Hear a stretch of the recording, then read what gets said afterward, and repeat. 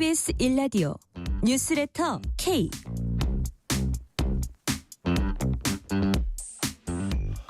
안녕하세요. 뉴스레터 K 진행하는 전종철입니다.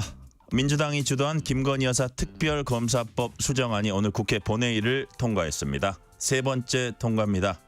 공직선거법 위반 혐의로 기소된 이재명 민주당 대표의 배우자 김혜경 씨에 대해서 1심 법원이 벌금 150만 원을 선고했습니다. 이를 포함한 정치 현안들 정치 토크 코너에서 자세히 짚어봅니다. 법원이 공천 개입 의혹 핵심 인물인 명태균 씨와 김영선 전 의원에 대한 구속영장 실질 심사를 하고 있습니다. 민주당 명태균 게이트 진상조사단장 맡고 있는 서영교 의원 전화 연결해서 공천 개입 의혹의 쟁점에 대한 민주당의 입장 들어보겠습니다. 문자 샵 9730, 짧은 문자 50원, 긴 문자는 100원. 어플리케이션 콩으로 보내시면 무료입니다. 유튜브 KBS 1라디오 계정 채팅으로도 얘기 나누실 수 있습니다. 문자 보내주시면 추첨을 통해서 커피 쿠폰 보내드릴 테니까요. 여러분의 이야기도 많이 들려주세요. 뉴스레터 K 지금부터 시작합니다.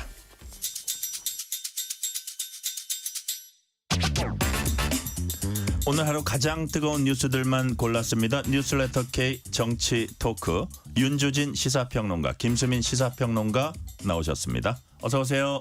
네, 반갑습니다. 반갑습니다. 자, 민주당이 주도하는 김 여사 특검법 수정안이 오늘 국회 본회의 통과했습니다.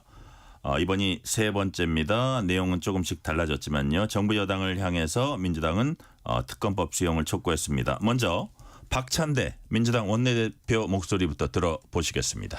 다시 한번 말씀드리지만 김건희 특검을 하라는 것이 민심입니다. 수풀에 고개를 박은 꿩처럼 현실을 회피하지 말고 민심을 직시하십시오. 윤석열 대통령에게도 경고합니다. 분노한 민심을 우습게 보지 마시길 바랍니다. 이 나라의 진짜 주인은 김건희 여사도 윤석열 대통령도 아닌 국민입니다. 김건희 특검법을 또다시 거부한다면 주권자 국민께서 해고를 명하실 것입니다. 아주 꾸며주는 말들이 화려해요. 수풀에 고개를 박은 꿩처럼 현실 회피 뭐 이런 말도 있는데 여하튼 요점은 뭐냐면 김 여사 특검 거부하면 국민이 해고를 명할 거다. 해고라고 했습니다. 예. 자, 탄핵을 연상시키는 단어라고 할 수 있잖아요.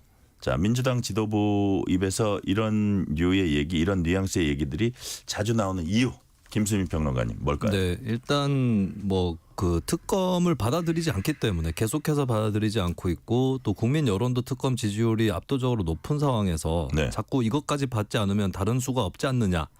이렇게 이제 점점 수위를 올리는 것으로 보여지고, 그리고 해고라고 했을 때 이제 탄핵뿐만 아니라 최근에 민주당 일각에서 나오고 있는 임기 단축 개헌을 통한 퇴진의 방법 이런 네. 것까지 포함해서 이제 해고라고 표현을 하는 것 같고, 아직까지 민주당이 완벽하게 완전하게 퇴진 당론을 정한 건 아니지만 이렇게까지 특검이라는 것도 거부를 하면 결국에는 그 극명한 방법을 쓸 수밖에 없다. 뭐 이런 생각을 이제 표명하고 있는 것이죠. 네, 윤주진 평론가님. 예. 해고다. 뭐 이게 사실 탄핵이니 임기 단축이니를 연상시키는 단어예요. 어떻게 보셨습니까? 오늘 박찬대 원내대표 말. 뭐 이제 상당히 점점점 이른바 그 국민의힘에서 계속해서 지적하고 있는 빌드업이죠. 쭉 탄핵이라고 하는, 혹은 뭐 원하는 것이 하야인지 탄핵인지 퇴진인지 알 수는 없지만 어쨌든 윤 대통령이 중도 하차해야 된다라고 하는 궁극적인 목표가 하나 있고, 이 목표를 향해서 민주당이 서서히 이제 여론을 끌어나가는 것인데, 실은 이것은 꼭 굳이 김건희 여사와 관련된 일정이 아니더라도 이재명 대표의 재판 일정과도 관련이 있죠. 11월 달에 지금 벌써 내일인데요. 내일과 오늘 25일에 나오는 두 번의 1심 선고 결과가 또 어떠냐에 따라서 이 속도가 열차가 빨라질 수도 있고 좀 천천히 갈 수도 있고 완행열차냐 급속열차냐 앞으로 좀 정해질 텐데, 그럼에도 불구하고 이제 점점 민주당에서는 이 탄핵이라는 말을 노골적으로 꺼내지는 못하고 있어요. 뭐 이재명 대표도 뭐 두 글자라는 말을 차마 못 쓰겠다 뭐 이런 표현을 네네. 했습니다만 그런 말 하면 뭐 다 알지 않겠습니까? 그 두 글자가 뭔지. 그러니까 탄핵을 원하고 있고 극단적으로는 이제는 언젠가는 탄핵의 칼을 빼들어야 된다라는 것을 좀 암시했다 이렇게 볼 수 있을 것 같습니다. 네, 윤주진 평론가께 하나 더 여쭤볼게요. 예. 국민의힘은 민주당 이번 수정안을 독소 조항 있는 정쟁용 법안이다. 자, 오늘 표결에 불참을 했는데요. 자, 독소 조항 또 정쟁용 법안 어떤 걸 지칭을 지금 하고 있습니까? 지금 민주당은 뭐 이번 특검법 같은 경우에는 수사의 범위를 좀 좁혔고 그다음에 특검 추천의 몫을 제3자에게 준다 이런 식으로 이제 이야기를 하고 있습니다만 네. 제가 봤을 때는 오히려 둘을 다 약간 좀 사시가 맞지 않다. 왜냐하면은 엄연히 지금 대법원장이 4명을 추천하면은 거기서 야당이 2명을 추리게 돼 있는데 마음에 들지 않으면 비토를 할 수 있다. 즉 거부권 행사할 수 있는 것처럼 만들어놨어요. 즉 이것은 무엇이냐? 결국은 야당이 특검을 추천하겠다라는 기존의 안과 크게 다를 바가 없고요.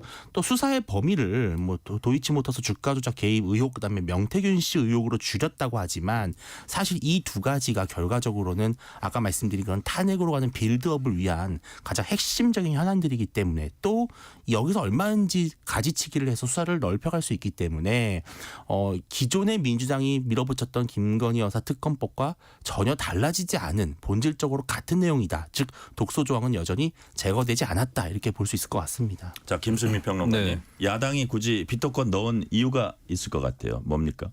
비토권은 사실 어차피 대법원장이 4명을 추천을 하는 거거든요. 여기서 네. 이제 야당이 2명을 뭐 추리는 정도 수준인데 만약에 4명이 다 부적격하다 이 정도일 때 이제 비토권을 행사하는 뭐 그런 수준이라고 볼 수 있겠습니다. 그리고 이게 일단 1차적으로 대법원장이 4명을 추천을 하는 건데 이게 제3자 추천이 아니라 야당 추천이다라고 주장할 수는 없다고 봅니다. 예를 들면은 직장에서 회식을 하는데 부장님이 돼지고기집으로 간다. 라고 했어요. 그래서 돼지고기집 갔더니 뭐 삼겹살, 오겹살, 목살, 뭐 뼈삼겹 4가지가 있었습니다. 4가지 중에 2가지는 이제 과장님이 나 이 2가지는 오늘 먹고 싶지 않다라고 얘기를 하고 나머지 2가지 중에 하나 고릅시다라고 하면 이 회식의 메뉴를 주도한 것은 부장님입니까? 과장님입니까? 돼지고기집으로 가자고 했던 부장님의 역할이 큰 거거든요. 그러면 이 정도면은 제3자 추천이라고 국민의힘에서 좀 받아들일 필요가 있는 거고 설령 만약에 이제 결정적으로 민주당이 비토권까지 행사하는 거 이것이 문제된다면 그 부분에 대해서 수정을 요구를 하면 될 일인데 이거를 아직까지 제3자 추천이 아니다라고 우기는 것은 바람직하지 않다고 봅니다. 그 수상 대상 중에 그 공천 개입 의혹 이게 있잖아요.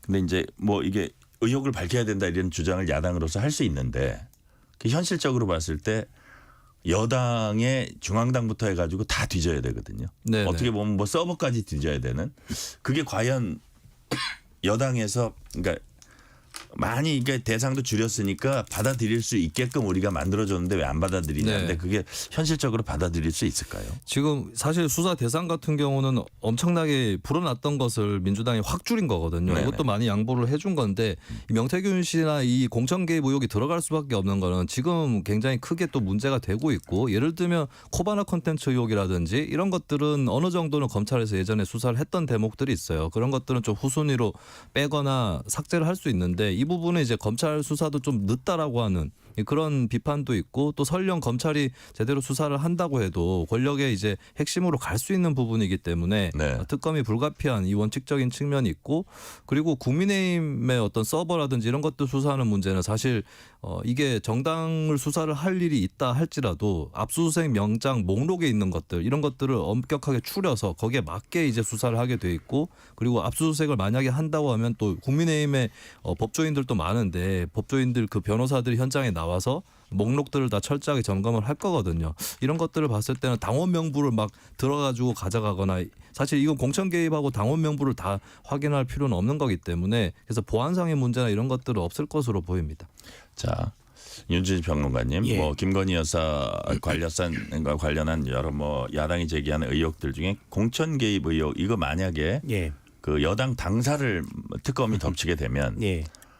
만약에 그걸 제대로 뒤지면 뒤지는 대로 뭐가 나오든 안 나오든 그 예. 당의 모습이 저기 말이 아닐 거고 그걸 예. 또 거부하면 거부하는 대로 마치 뭐를 숨기는 것처럼 그렇게 될 맞습니다. 거거든요. 그래서 과연 이것이 여당에서 받아들일 수 있는 거예요? 이게 그러니까 이제 어떤 특정한 아주 구체적인 비리 사건에 대해서 특검을 하는 경우는 왕왕 있었습니다. 그런데 아주 종합적으로 아주 정권 전체를 탈탈 털듯이 하는 특검은 이제 박근혜 정부 말기에 있었던 특검인데 네. 그 당시의 특검을 우리가 회상해 보면 어땠습니까? 정말 하루하루가 멀다 하고 브리핑을 하고 소환하고 급습해서 압수수색하고 그 과정에서 인지됐던 수많은 사건들이 마치 사실인 것처럼 언론에 보도가 됐어요. 그런데 나중에 재판을 해보니까 무죄로 나온 게 정말 많습니다. 그러니까 즉 의혹만 만들었고 이것이 탄핵 여론에 엄청난 도움을 줬을지 몰라도 네. 실질적으로 사법적인 진상규명과는 좀 거리가 멀었다라는 것이거든요. 근데 이번에도 보면은 독소 조항이 제거됐다고 하지만 여전히 이번 특검법 제2조의 1항의 14호에 보면은 각 위호의 수사 과정이 인지된 관련 사건을 또 수사할 수 있습니다. 그러니까 즉 뭐냐면은 이 특검법은 명태균 씨의 어떤 뭐 관련 의혹이라든지 주가 조작 문제뿐만 아니라 이 전체와 관련된 사실상 이 국정과 관련된 모든 사안을 다 특검을 할 수 있다라고 범위를 넓혀놓은 거거든요. 여지를 만들어놨다 이거예요. 그렇습니다. 그러면은 자. 공천 개입은 없다고 쳐도요. 뭐 김건희 여사가 어떤 정치인과 나눴던 대화라든지요, 카카오톡 대화, 아니면 뭐 당에서 있었던 행사에서 어떤 모습들 이런 것들이 다 일일이 밝혀지게 되면 그것 자체가 이제 국정을 완전히 마비시키는 것이고 실질적으로 식물 정부를 만드는 거거든요. 이게 바로 제가 봤을 때는 민주당이 바라는 것이지 정말 어떤 특정한 사안에 대한 의혹의 규명보다는 좀 다른 데 관심이 있는 것 같다 이렇게 보입니다. 자, 국민의힘은 당론으로 김여사 특검법 제2요구를 대통령에게 건의하기로 했습니다. 자, 최근에 여당은 단일 대우 강조하면서 재표결에서도 자신감 내보였습니다. 김수인 평론가님 네. 어떻게 전망하세요? 뭐 특별감찰관 같은 경우는 결국에 네. 수습을 해서 가지 않을까 이렇게 보여지는 거고 뭐 윤석열 대통령도 이 부분 부정하진 않았기 때문에 대신에 네. 아마 이 구체적으로 누구를 추천할 거냐 이런 과정들은 네네. 제 질문은 그 특검법 네. 표결 시 그 표결 이제 표 전망. 네. 예. 그걸 어떻게 하시냐. 그 표결할 때? 예. 표결 전망 여쭤보는 겁니다. 네, 특검법이요. 특검법. 죄송합니다. 네네. 특별감찰관하고 예, 헷갈려서 예. 특검법은 일단 국민의힘은 기본적으로 뭐 반대 당론으로 갈 텐데 이탈표가 어느 정도 나올 거냐 네. 이게 관건이 될 것 같고 크게 늘어날 것 같지는 않아요. 지금 친한계에서도 특검법을 찬성한다 이런 기류는 거의 없어졌기 때문에 네. 그러면 아주 개별적으로 몇몇 의원들이 이탈하는 정도가 예상이 될 것 같고 그러나 현재로서는 재의결에서는 부결이 될 것으로 예상이 되지만 네. 하지만 국민의힘에서 만약 하나 8명 이상의 이탈표가 나오게 되면은 그때는 또 걷잡을 수 없는 사태가 벌어질 거다. 국민의힘에서에게는 굉장히 위험한 상황이 될 거라고 봅니다. 윤주진 평론가님 예. 어떻게 전망하세요? 저는 지금 현 분위기는 당정 갈등 혹은 윤한 충돌이 상당히 소강 상태로 가 있고 약간 양쪽 다 뜨거 이런 상황인 것 같아요. 그러니까 즉 여기서 일촉즉발 어떤 상황이 벌어졌을 때는 이게 국지전이 아니라 전면전이 될 수 있다라고 보는 것이기 때문에 서로가 상당히 조심하고 있고 어떻게 보면 그 절충점을 바로 아까 말씀하셨던 특감에서 찾은 거죠. 특별감찰관은 그래도 추진하자라는 쪽으로 의견을 모으니까 한동훈 대표 입장에서도 체면이 어느 정도는 섰고요. 네. 또 친윤 입장에서도 윤석열 대통령이 좀 뭔가 양보한 것 같고 서로 그런 이제 합의점을 찾았습니다. 다만 두 가지의 요소가 있다면 첫 번째는 이 특별감찰관 후보를 누구로 추천할 것이냐를 두고 다시 갈등이 빚어지는 경우와 네. 또 두 번째는 현재 지금 이슈가 되고 있는 뭐 당원 게시판, 국민의힘 당원 게시판에 뭐 한동훈 대표의 배우자나 지인들이 뭐 글을 썼느냐 마느냐 이런 여러 가지 이슈를 갖고 다시 갈등이 수면 위로 오른다면 예. 친한계 내부에서 또 이번에 또 다시 한번 이탈표가 나올 수도 있는 가능성을 배제할 수는 없다 이렇게 보입니다. 배제할 수는 없다. 자, 우리 추경호 원내대표는 단일 대우 강조했는데 뭐 어쨌든 그 가능성을 전혀 배제할 수 있는 건 아니다 이렇게 말씀해 주셨고요. 역시 관련되는 아까 우리 김수민 평론가님께서 정확하게 예측하신 대로 지금은 이제 그 특별감찰관 질문입니다. 네. 오늘 의원총회를 열어서 국민의힘은 특별감찰관 국회 추천 절차 이제 진행하기로 했고요. 자, 표결 대신 의총에서 당론으로 결정했고 이렇게 뭔가 이렇게 약간 갈등을 좀 지금 윤주진 평론가 말씀하신 대로 좀 약간 죽이는 갈등을 최소화시키는 이런 모습들을 보이고 있는데 여하튼 특별감찰관 국회 추천 절차 진행하기로 한 거 네. 어떻게 평가하십니까? 응당해야 될 일을 이제 하는 것이고 네. 지금 정부 출범하고 나서 계속 잘못했죠. 대통령 공약인데 하지 않았고 그리고 사실 지난 정부 때도 문재인 정부 때도 이 특별감찰관 임명이 안 되고 있었는데 국민의힘의 그 책임도 상당히 큽니다. 그때 추천을 본인들도 안 했고 네. 북한인권재단 이사 문제하고 결부시키면서 같이 이제 공범이 된 것이죠. 근데 그거를 정부가 바뀌고 나서도 하지 않았다는 측면에서는 이건 자랑거리는 못 되는 일이다라고 네. 보여지고 지금도 곱게 볼 수만은 없는 것이 이것도 흔쾌하게 뭐 친윤계에서 막 하겠다라고 해서 된 것도 아니고 갈등을 벌이다가 대통령 기자회견에서 부정적인 언급이 안 나오니까 겨우 되는 건데 사실 이것도 속내는 결국에 특검법을 우리 다 같이 막아봅시다라는 차원에서 그럼 특검법 다 같이 막으려면 특별감찰관은 같이 해야 되지 않을까요? 이 정도 수준에서 타결이 된 거거든요. 민주당의 시각은 여건 특별감찰관은 특검의 대안도 될 수 없지만 특검을 회피하기 위한 너희 여당의 수단이 네. 아니냐 이거죠? 그건 뭐 민주당뿐만 아니라 특검을 예. 찬성하시는 분들은 다 그렇게 생각을 할 수밖에 없는 거겠습니다. 그러니까 특검하고 특감 아다르고 어다르고 전혀 다른 기구이기 때문에 한쪽으로 다른 한쪽을 대체할 수는 없는 거거든요. 그렇지만 어쨌든 그 국민의힘 내부의 균열 이런 것들을 이제 특검은 안 하고 특감은 하자 이걸로 이제 저는 퉁치듯이 결국 타결이 됐다라고 봅니다. 자, 그러면 국민의힘은 또 민주당의 후보 추천 압박하겠다고 하고 있는데 야당이 이걸 받아들일까요, 김수민 평론가님? 근데 지금 야당 기류가 좀, 그러니까 저는 특검을 특감으로 대체할 수 없다라고 못을 박아두고 비판하는 거는 온당하고 맞다고 봐요. 네. 하지만 그러면 특감을 하면 안 되는 거냐? 특감은 특감대로 해야 되는 거거든요. 근데 민주당 이 부분에서 현재로서 분명하게 가닥을 잡은 건 아닌 것 같아요. 근데 말씀을 드리지만 특검과 특감은 다 해야 되는 것이고 이거를 다 할 수 있도록 노력을 해야 된다라는 측면. 그래서 일단은 특감을 하려면 특검 네. 논의도 충실하게 하라라고 한동훈 대표를 압박할 필요는 있겠지만 하지만 특검을 안 해줬기 때문에 특감도 안 해주겠다라고 접근해서는 안 된다. 네. 저는 그렇게 생각합니다. 자, 아까 말씀드린 대로 윤주진 평론가님, 민주당에선 이 특감을 이렇게 하는 게 특검을 회피하기 위한 수단이다 이렇게 보고 있거든요. 그렇다면 예. 여당은 뭐 여당의 해법은 이런 겁니까? 자, 지금 제기된 의혹에 대해서는 검찰 수사 제대로 받자. 예. 김건희 여사 활동 제한하자. 예. 그다음에 인적 쇄신하자. 그다음에 뭐 그런 것들로서 가면 되지 않느냐. 딱 이게 그러니까 한마디로 얘기해서 특검 지금 같은 상황에서 특검은 절대로 안 된다 이겁니까? 그러니까 왜 그러냐면은 정말로 아까도 말씀을 드렸지만 실질적으로 딱 아주 핀포인트로 어떤 구체적인 범위 내에서의 요것만 진상을 규명하자라는 것이 아니라 네. 사실상 정권을 탈탈 털어보자라는 특검은 이 특검은 본래 목적과 의도에 맞지도 않고 정권을 흔들어 보자 이렇게 보시는 그 특검을 거예요. 받는 순간 당정이 함께 무너지는 겁니다. 그러니까 여당이 제 기능을 하지 못하는 상황으로 번질 수가 있고 여당 국회의원들이 줄줄이 소환돼서 거의 매일같이 특검 뉴스가 도배를 할 텐데요. 그런 상황으로 가는 것은 결코 이 국정의 동력을 유지할 수가 없다고 판단하기 때문에 그러니까 이 정도 제기된 의혹으로 그 정도 탈탈 털리는 거는 온당치 않다. 그렇습니다. 그리고 이미 검찰에서 어느 정도 결론을 내린 사안들이고 네. 또 명태균 씨 관련해서는 지금 상당히 수사팀을 보강해서 강도 높은 수사를 하고 있고 또 네. 오늘 또 구속영장 결과도 나오잖아요. 그런 추이를 볼 수 있는 것인데 또 하나 중요한 것은 이제 그동안 김건희 여사와 관련된 여러 가지 문제에 있어서 국민들이 다소 실망이 큰 포인트는 왜 이렇게 통제가 안 되고 뭐 전화 통화를 너무 자유롭게 한다든지 그런 문제들인데 이런 것들을 앞으로 제2부속실을 설치하고 또 특별감찰관을 통해서 적절히 견제를 한다면 얼마든지 막을 수 있다라는 그런 생각을 갖고 있는 것 같아요. 그래서 네. 특별감찰관만으로도 일단 어느 정도는 국민의 여론을 좀 누그러뜨릴 수 있다라고 저는 판단할 수 있습니다. 네. 이재명 대표 공직선거법 위반 1심 선거 하루 앞두고 여야가 치열하게 맞서고 있습니다. 추경호 국민의힘 원내대표 오늘 최고위원회의에서 민주당 강하게 비판했습니다. 직접 들어보시겠습니다. 이재명 대표는 한술 더 떠 경찰에 대해 보복성 예산 삭감을 예고했습니다.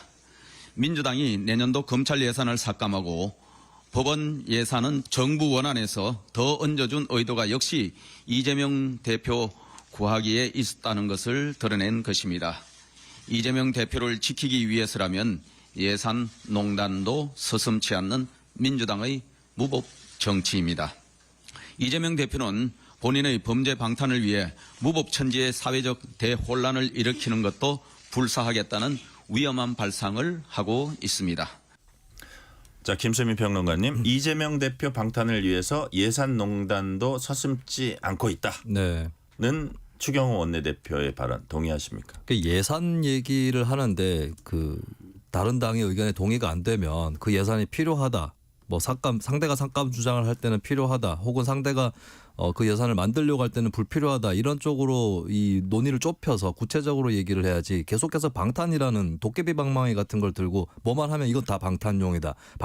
심지어는 이재명 대표하고 별로 상관도 없는 법을 예전에 민주당이 통과를 시킬 때도 다 방탄이다. 이런 식으로 얘기를 하고 있다는 건 상당히 큰 문제고 굉장히 무성의한 정치라고 보고요. 그리고 자꾸 방탄 이걸로 하면 좀 지지층을 결집시킬 수 있지 않을까 생각을 하시는 모양인데 국민의힘도 방탄 혐의를 받고 있죠.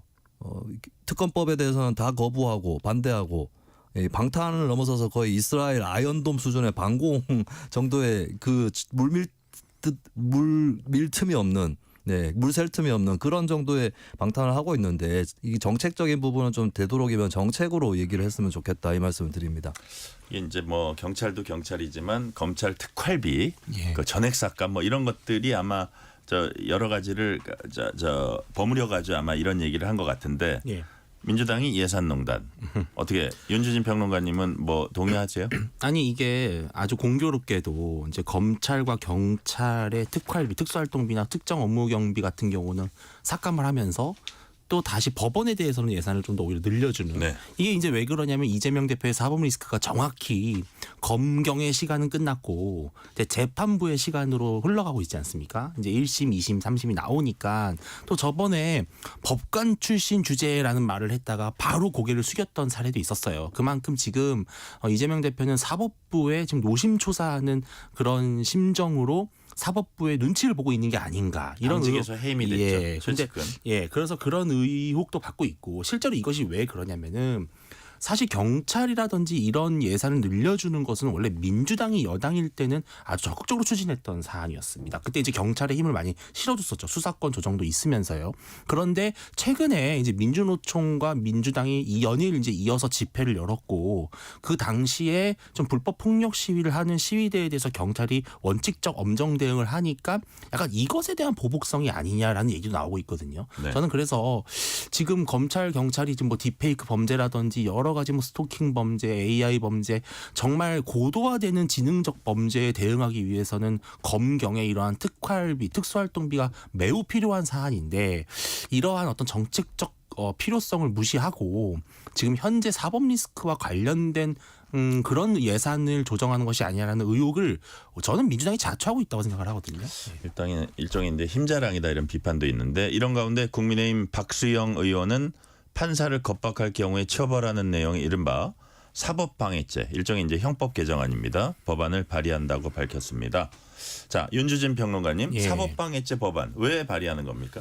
일단 지금 이것도 결국은 이재명 대표와 관련된 민주당의 여러 가지 사법부에 대한 겁박 네. 또 이런 공개적인 어떤 비난 이런 것들을 염두에 두고 한 것으로 보이는데 어쨌든 지금 재판부를 향해서 탄핵이라고 하는 말을 서슴지 않은 민주당의 모습을 보면서 지금 이제 박수영 의원은 판사와 그 가족에게 불안감 또는 공포감을 일으킬 경우에 5년 이하의 징역 또는 3천만 원 이하의 벌금을 처한다. 이런 이제 법을 지금 발의를 한 것이고요. 또 지금 위증교사 같은 경우는 원래 위증교사는 재판 법정에서의 증언에만 해당되는 범죄입니다. 근데 지금 뭐 검찰이라든지 경찰 진술에 있어서 얼마든지 상대방에게 뭔가 압박감을 줘서 본인에게 유리하게 진술을 회유할 수 있잖아요. 네. 그래서 그런 부분에 있어서도 어떤 거짓 진술이나 이러한 것들을 강요할 경우에 7년 이하의 징역 또는 3천만 원 이하의 벌금을 하게 하는 것.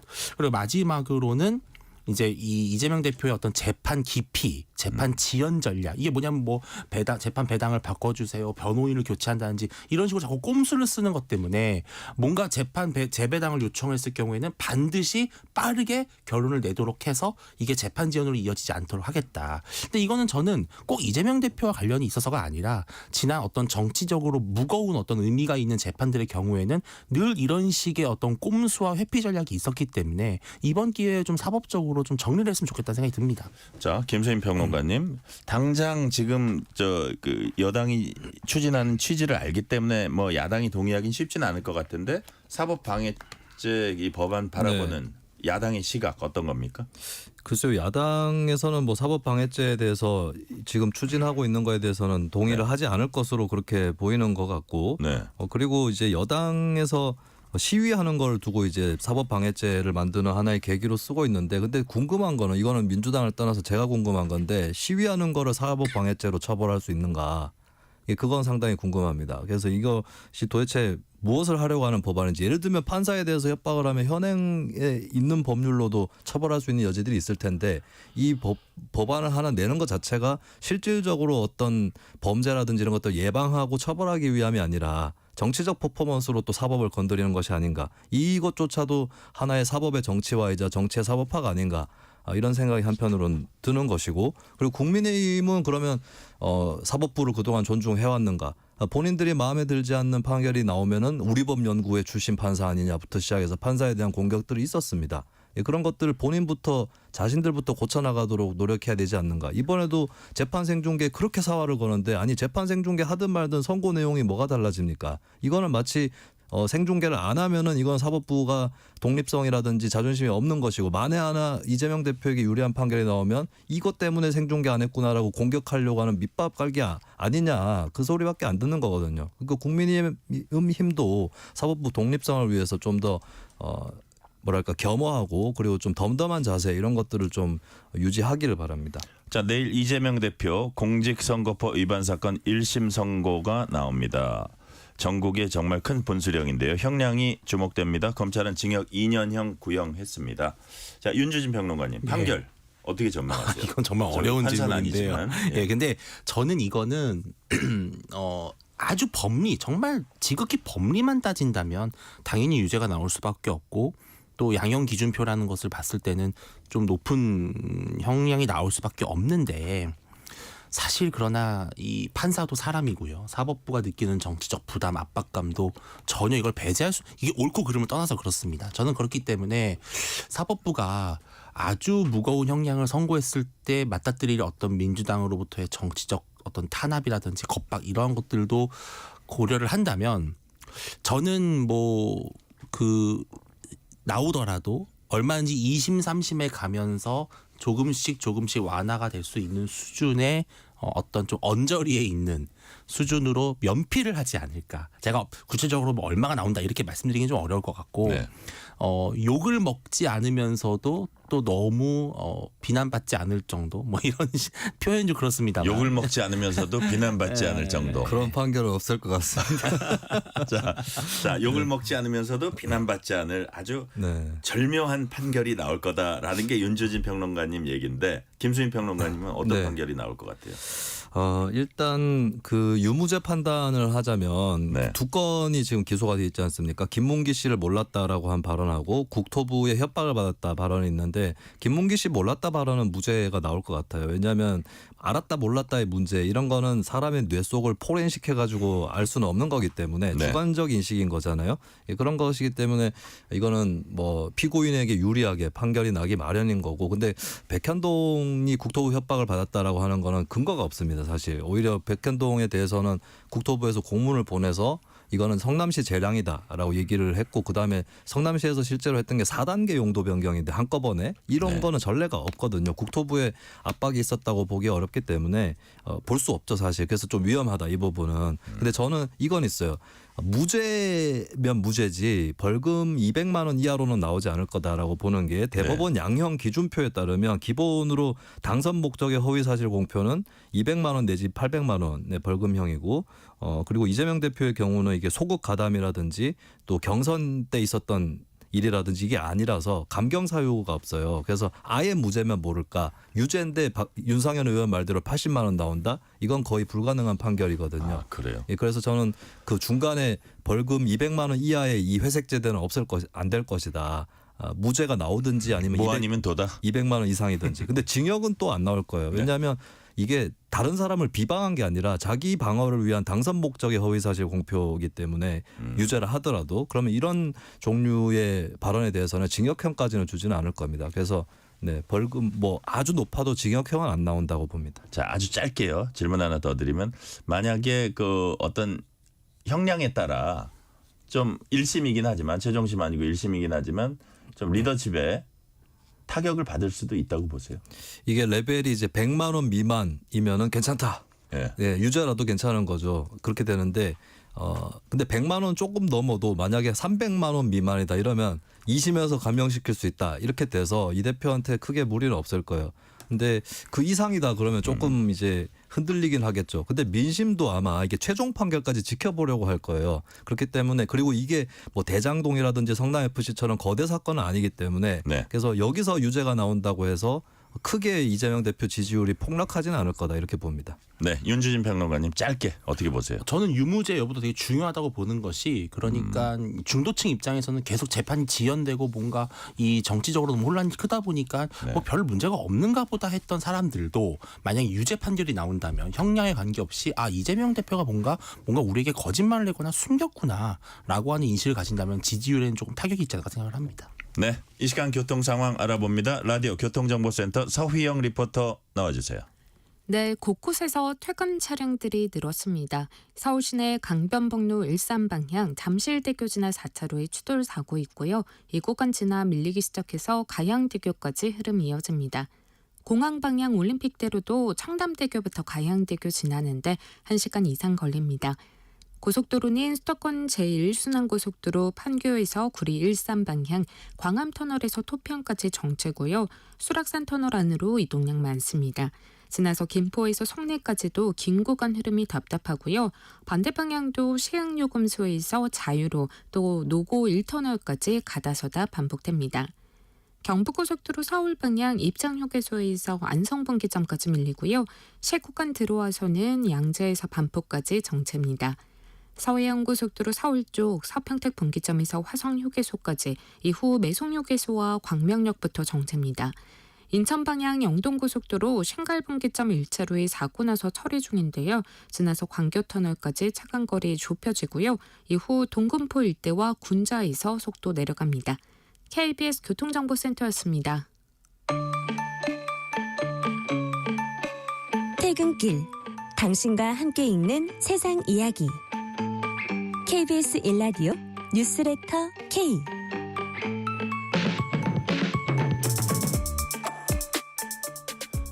실시간 교통 상황 살펴봤고요. 뉴스레터 K 정치 토크 이어갑니다. 윤주진 시사평론가, 김수민 시사평론가와 함께 얘기 나누고 있습니다.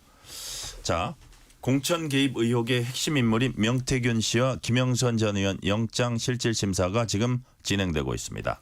구속 여부는 이르면 오늘 밤 늦게 결정될 것으로 보인다고 하는데요. 자꾸 아까는 또 뭐 형량 전망하라 그랬는데 자꾸 전망하라 그러네요. 구속 여부 김수민 평론가님 네. 어떻게 전망하십니까? 아무래도 증거인멸의 염려가 직접적으로 표출이 됐거든요. 본인도 공공연하게 뭐 휴대전화 세대 얘기를 했고 네. 그렇기 때문에 게다가 증거인멸을 하다 보면 도주까지 하면서 증거인멸을 하는 경우도 있을 수 있습니다. 도주의 염려도 같이 있다고 봐야 될 것 같고 명태균 씨의 경우는 구속을 피할 수는 없을 거다라고 전망을 해봅니다. 네, 일단 명태균 씨는 구속 가능성이 매우 높다. 윤주진 평론가도 동의하세요?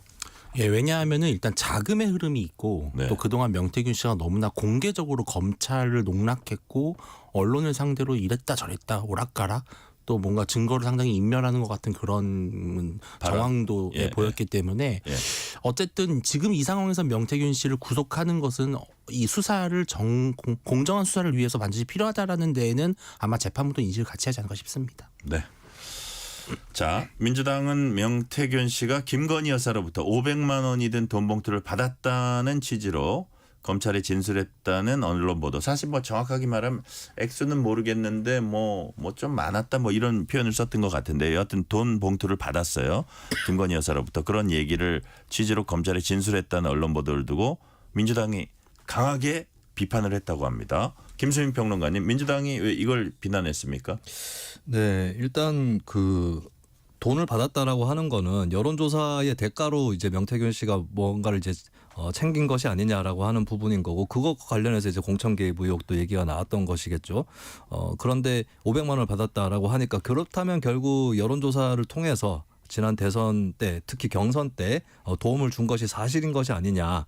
예, 그것을 알고 있기 때문에 돈이 오고 간 것이다 이렇게 보고 이것을 이제 공천 개입이라든지 또 여론조사 조작 이것에 더 구체적인 증거 이렇게 또 판단을 하고 있는 것이겠습니다. 자, 지금 김수민 평론가님 말씀은 예. 그 돈 500만 원의 성격이 아무래도 여론조사에 대한 대가기 때문에 예. 뭐 여론조사 조작이라든지 여론조사 뭐 대가라든지 뭐 이런 부분에 좀 문제가 뭐 있지 않을까라는 단초가 될 수 있다 이런 얘기인데 윤주진 평론가님 어떻게 근데 분석하세요? 이제 액수가 얼마인지는 아직 팩트로 정해진 것은 아닙니다만 만약에 정말로 여론조사의 대가라면은 명태균 씨가 이 정도 금액 수준을 받고 내가 대가를 받았다, 내가 정당한 보상을 받았다고 생각을 할까요? 사실 좀 그렇기에는 좀 되게 작은 액수 같거든요. 그래서 저는 실제로 명태균 씨와 윤 대통령 간의 그 당시 후보 시절에 어떠한 논의가 있었는지를 제가 지금은 알 수 없습니다만 현재까지 나온 정황으로 봤을 때는 명태균 씨가 윤 대통령 부부와의 친분을 상당히 주변 인물들에게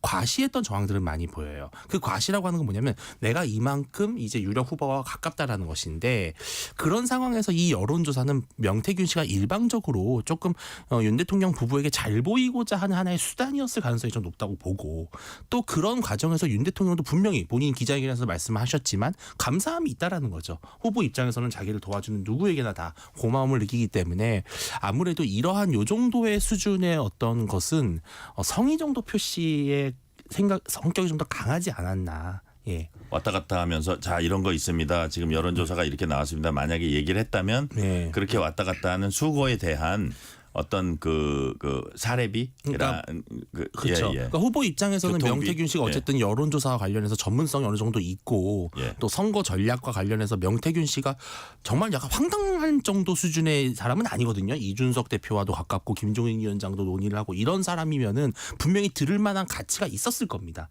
그러한 것들에 대해서 평상시에 후보로서 당연히 고마움을 표시하는 정도는 왕왕 있는 일이거든요. 그러한 것들까지 이게 무슨 마치 뭐 뇌물이라든지 뭐 거래성, 대가성 거래라든지 이런 식으로 보기에는 조금 좀 과하지 않나라는 생각이 좀 들기는 해요. 네.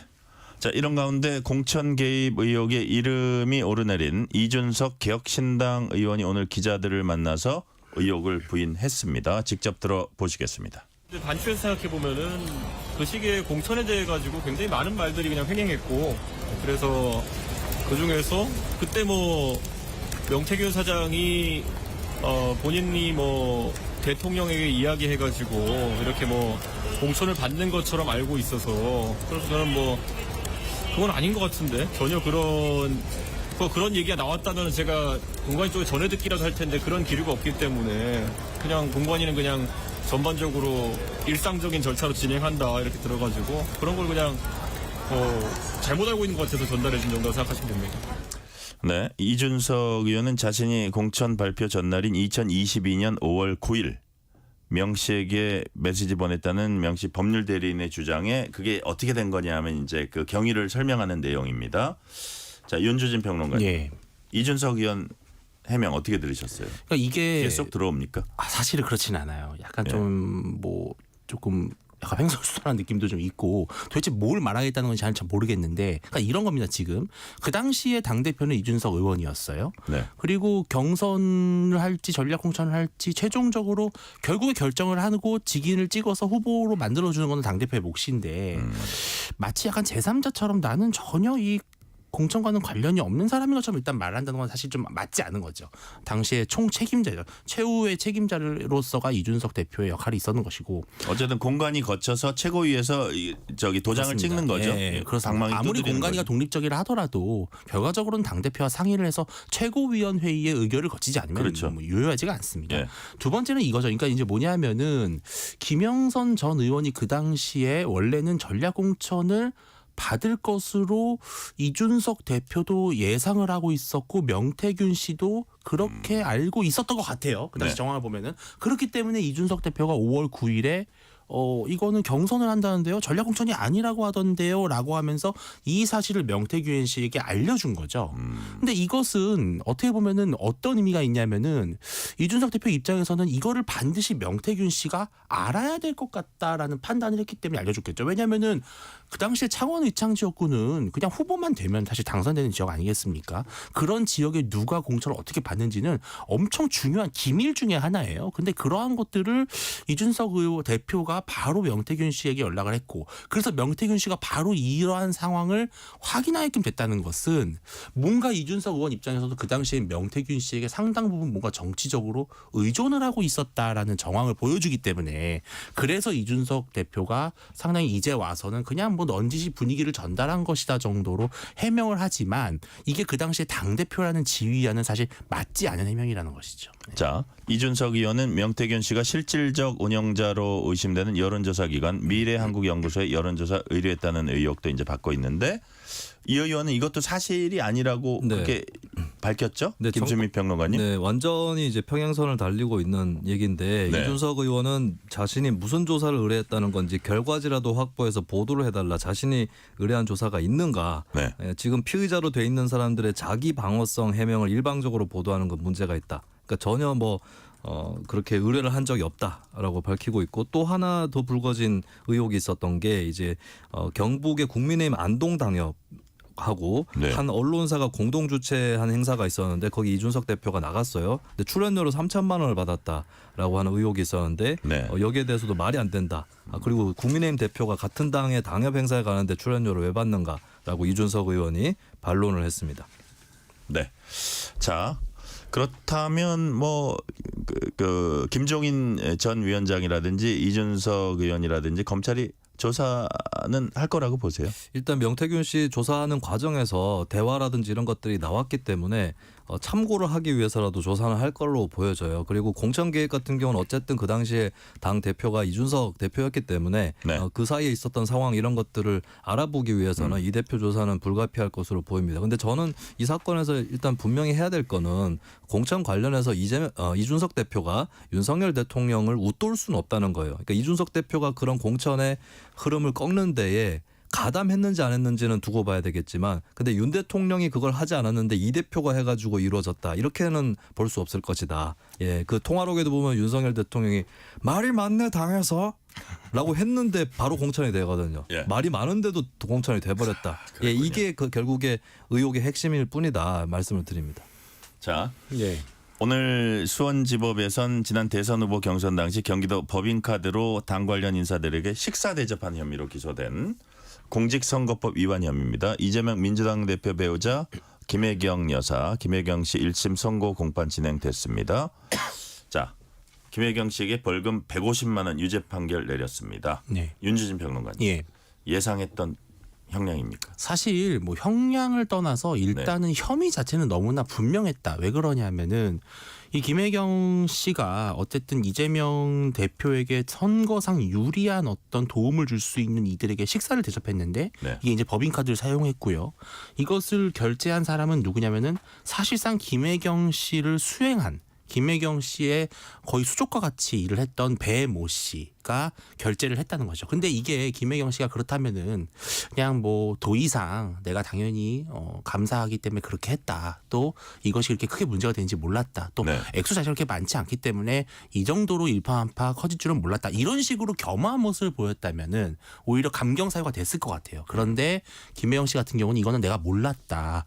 배모 씨가 알아서 한 것이다. 이런 식으로 자꾸 오리발을 내미니까 재판부에서는 상당히 좀 죄질이 안 좋다고 본 것이고 네. 실제로 또 선거를 앞두고 유력 후보의 배우자가 이런 식으로 공금을 이용해서 식사를 대접하는 것 또한 상당히 선거법상 문제가 되기 때문에 당연히 뭐 이런 결과가 나온 것은 뭐 좀 사필 기정이라고 생각을 합니다. 윤주진 평론가님, 이건 액수가 되게 적잖아요. 예. 그 나머지 좀 혐의를 받고 있는 그 경기도 법인카드 쓴 혐의를 받고 있는 이런 부분은 따로 수사가 진행되고 있습니까? 그렇습니다. 그것은 이제 당연히 어떤 공적인 그 비용을 다른 용도로 사용했고 또 이것을 사적으로 사용한 것이죠. 뭐 샴푸 금액이 훨씬 사다든지. 큽니까? 예, 그 금액이 엄청 크기 때문에 그래서 저는 이러한 부분에 있어서는 앞으로 오늘 나온 이 선고가 앞으로 그 법인카드 유용 사건에 있어서도 큰 영향을 미치지 않을까 생각을 하고 있습니다. 자, 김수민 평론가님, 네. 야당은 이거 추정에 의존한 수사였고 추정에 의존한 판결 아니냐 이런 네. 입장이고 검찰의 무도한 선거 공작이다.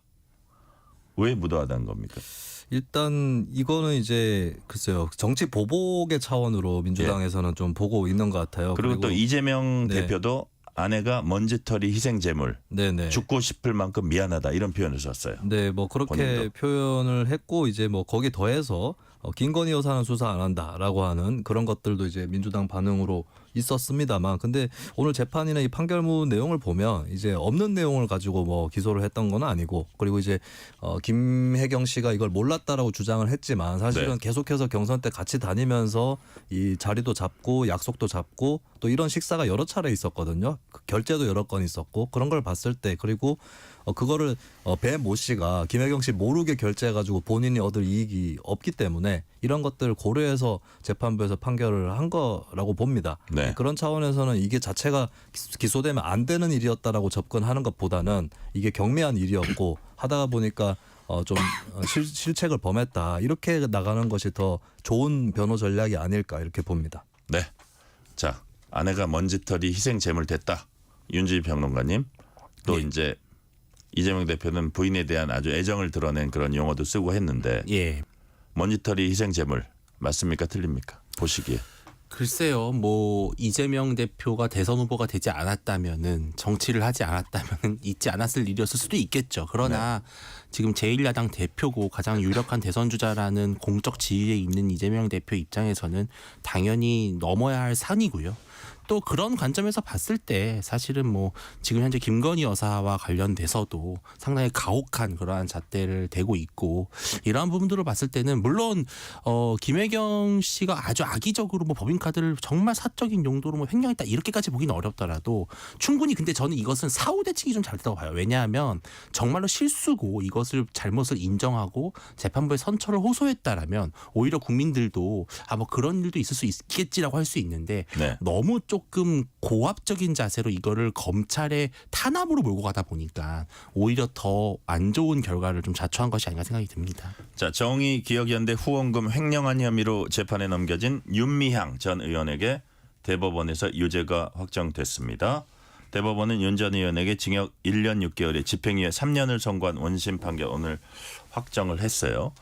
자, 그 의원 임기 끝난 다음에도 한 6개월 이상 지나서 이제 확정이 됐습니다. 김수인 평론가님.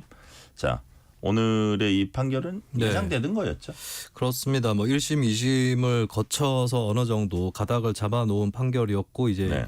1심보다는 2심에서 조금 후원금 횡령 액수가 늘어났는데요. 요 판결대로 이제 확정이 된 거고, 네. 그리고 1심에서 무죄로 판단난 것도 상당히 많이 있습니다. 그것 중에도 2심에서도 무죄가 유지된 것들이 있는데 그 부분도 이제 무죄로 그대로 유지가 됐고, 예, 그런 상황에서 이제 이게 판결이 결정이 된 것이고, 그러니까 후원금 횡령 액수가 조금 더 늘어난 8천만 원 정도 수준 네. 하고, 이제 조의금 명목으로 모았었던 1억 3천만 원 개인 계좌로 모금한 다른 용도로 사용한 혐의, 이런 것들이 또 인정된 것이 이제 확정이 된 겁니다. 네.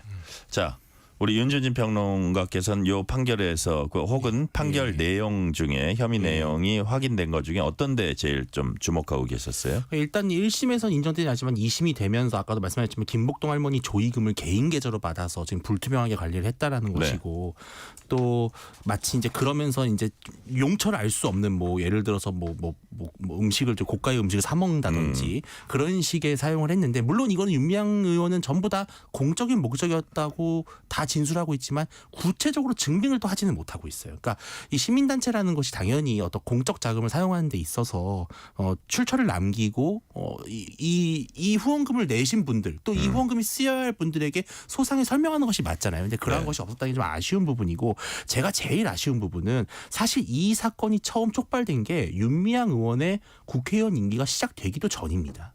2020년 5월에 이용수 할머니가 수요 모임에 냈던 후원금을 나는 본 적도 없고 쓰인 적도 없다, 이런 폭로를 해서 일파만파 난리가 났는데, 아주 역설적이게도 임기 시작되기 전에 고발이 된 사건이 임기가 끝나고 나서 재판이 나왔다는 것. 이거는 정말 지연된 정의고, 우리나라 사법부가 이런 식으로 재판을 하게 되면 결국은 사법정의를 바로 세우기가 어렵다, 이런 아쉬움이 있습니다. 자, 법원은 정의기억연대 지원하고 후원한 시민들은 물론 단체 위상에도 큰 피해를 졌다, 이렇게 지적을 했습니다. 사실 일본군 위안부 문제와 관련해 정의연이 이룩한 성과들은 아주 큽니다. 그건 분명히 이제 우리가 인정을 할 부분인데, 그런데 윤 전 의원의 이런 혐의들이 그런 성과들을 좀 빛바라게 한 건 아쉬운 네. 대목이요. 짤막하게 한 말씀 해주시죠, 김수민 평론가님. 그래도 많은 시민들을 분별력을 갖고 공은 네. 공대로 관은 과대로 평가를 하실 거라고 믿고 네네. 그리고 시민단체 만약 이번에 유죄로 인정난 것 중에 좀 고의라기보다는 부주의라든지 이런 것들도 있을 수 있는데 이런 부분들은 이제 스스로 바로잡을 수 있도록 그렇게 노력을 해 나가야 된다라고 보고 뭐 정의원에 국한하지 않고 전체적으로 위안부 운동에 대해서 말씀을 드리면 앞으로도 이제 나아가야 될 일들이 많이 있다는 점, 이 점들을 이제 시민들이 같이 좀 함께 하셨으면 좋겠다 이 생각입니다. 네, 윤주진 평론가님도 예. 그런 부분에서 한 말씀 간단하게 저는 해주세요. 그렇기 때문에 윤미향 의원의 죄질이 매우 무겁다고 생각하는 것이 분명히 시민들이나 기업들은 정의원에 내는 돈이 매우 좋은 의도로 따뜻하게 쓰일 거라는 확신을 갖고 냈을 겁니다. 근데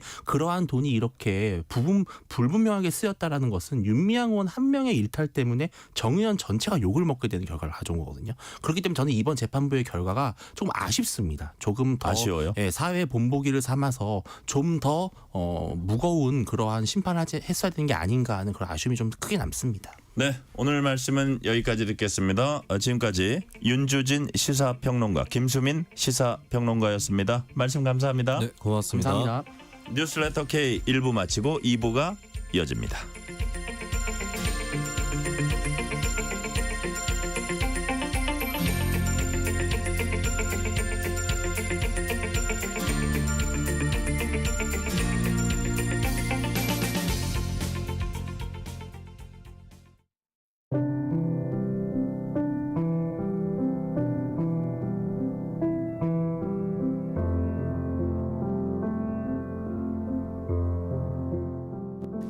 KBS 라디오 연중기획 희망충전 대한민국 612번째 이야기.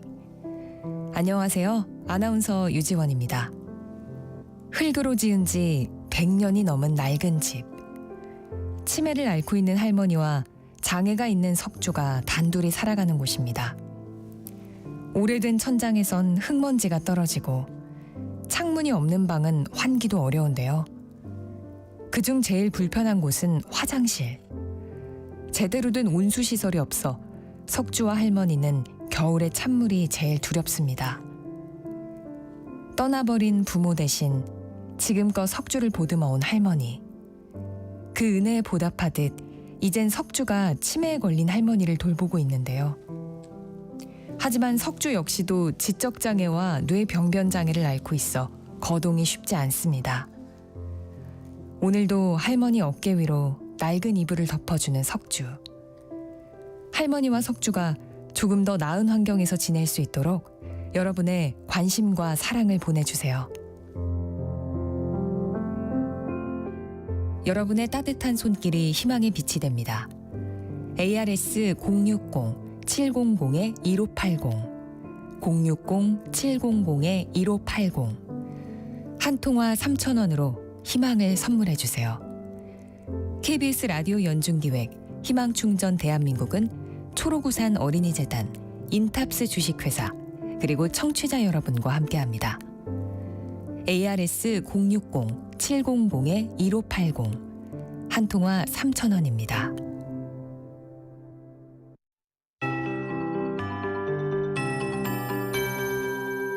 KBS 58분 날씨. 수능 한파는 없었습니다. 오히려 11월 중순 늦가을로서는 이례적으로 포근한 날씨를 보였습니다. 비가 오더라도 냉기가 강하거나 바람이 강했다면 기온이 높아도 지금과는 다른 느낌이었을 겁니다. 오늘 서울의 낮 기온 16.8도 등 예년 기온을 4도에서 6도 웃도는 곳이 대부분이었습니다. 비교적 온화했고요. 잿빛 하늘 표정만 좀 무겁고 스산한 느낌이 있었지만 낮 동안의 공기는 차갑지 않았습니다.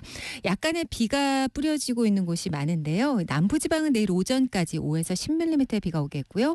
중부지방은 5mm 정도의 비가 내리겠습니다. 서쪽에서 다가오는 기압골의 영향을 받기 때문이고요. 내일 새벽까지 대다수 지역에 비가 내리거나 소강 상태를 보이는 곳이 있겠습니다. 제주도는 모레까지 10에서 60mm로 적지 않은 비가 예상되니까요. 도로가 미끄러울 때 운전하실 때 주의하셔야겠습니다. 당분간 낮 기온은 이렇게 20도 내외로 포근하겠습니다. 내일 아침 기온은 서울 13도 등 9도에서 16도 분포가 되겠습니다. 낮 기온은 서울 20도, 전주 21도 등 19도에서 21도 분포가 예상됩니다. 내일부터 달의 인력이 강해서 바닷물 높이가 높은 기간입니다. 만조 시간대에는 해수면 높이가 더욱 높아지겠습니다. 침수 가능성이 있으니까 피해 없도록 주의하셔야겠습니다. 주말부터 쌀쌀해져서 다음 주 초에는 기온이 급속도로 떨어지겠습니다. 지금 서울의 기온은 15도입니다. 강혜정입니다.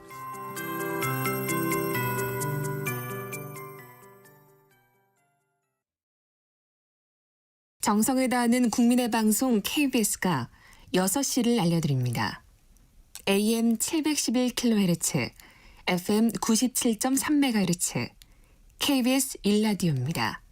HLKA.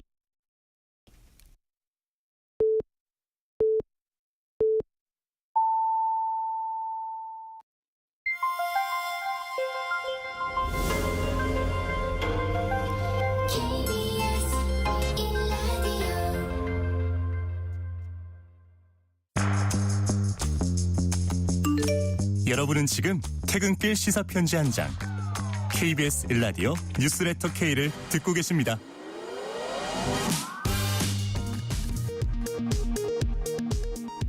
이 시각 라디오 정보센터 뉴스입니다.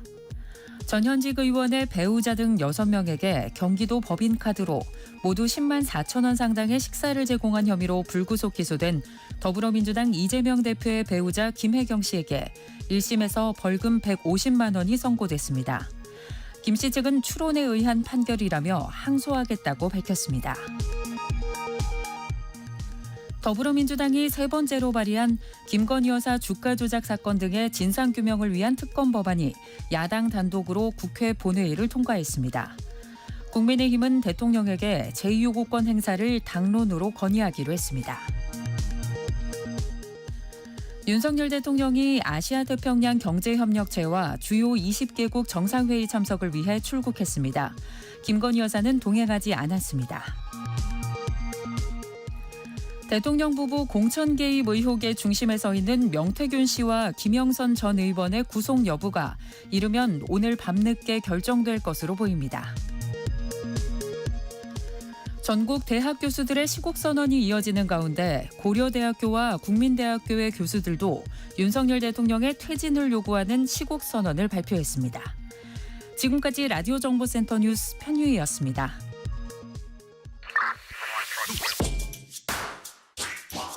뉴스의 진수를 보여주는 인터뷰 뉴진수.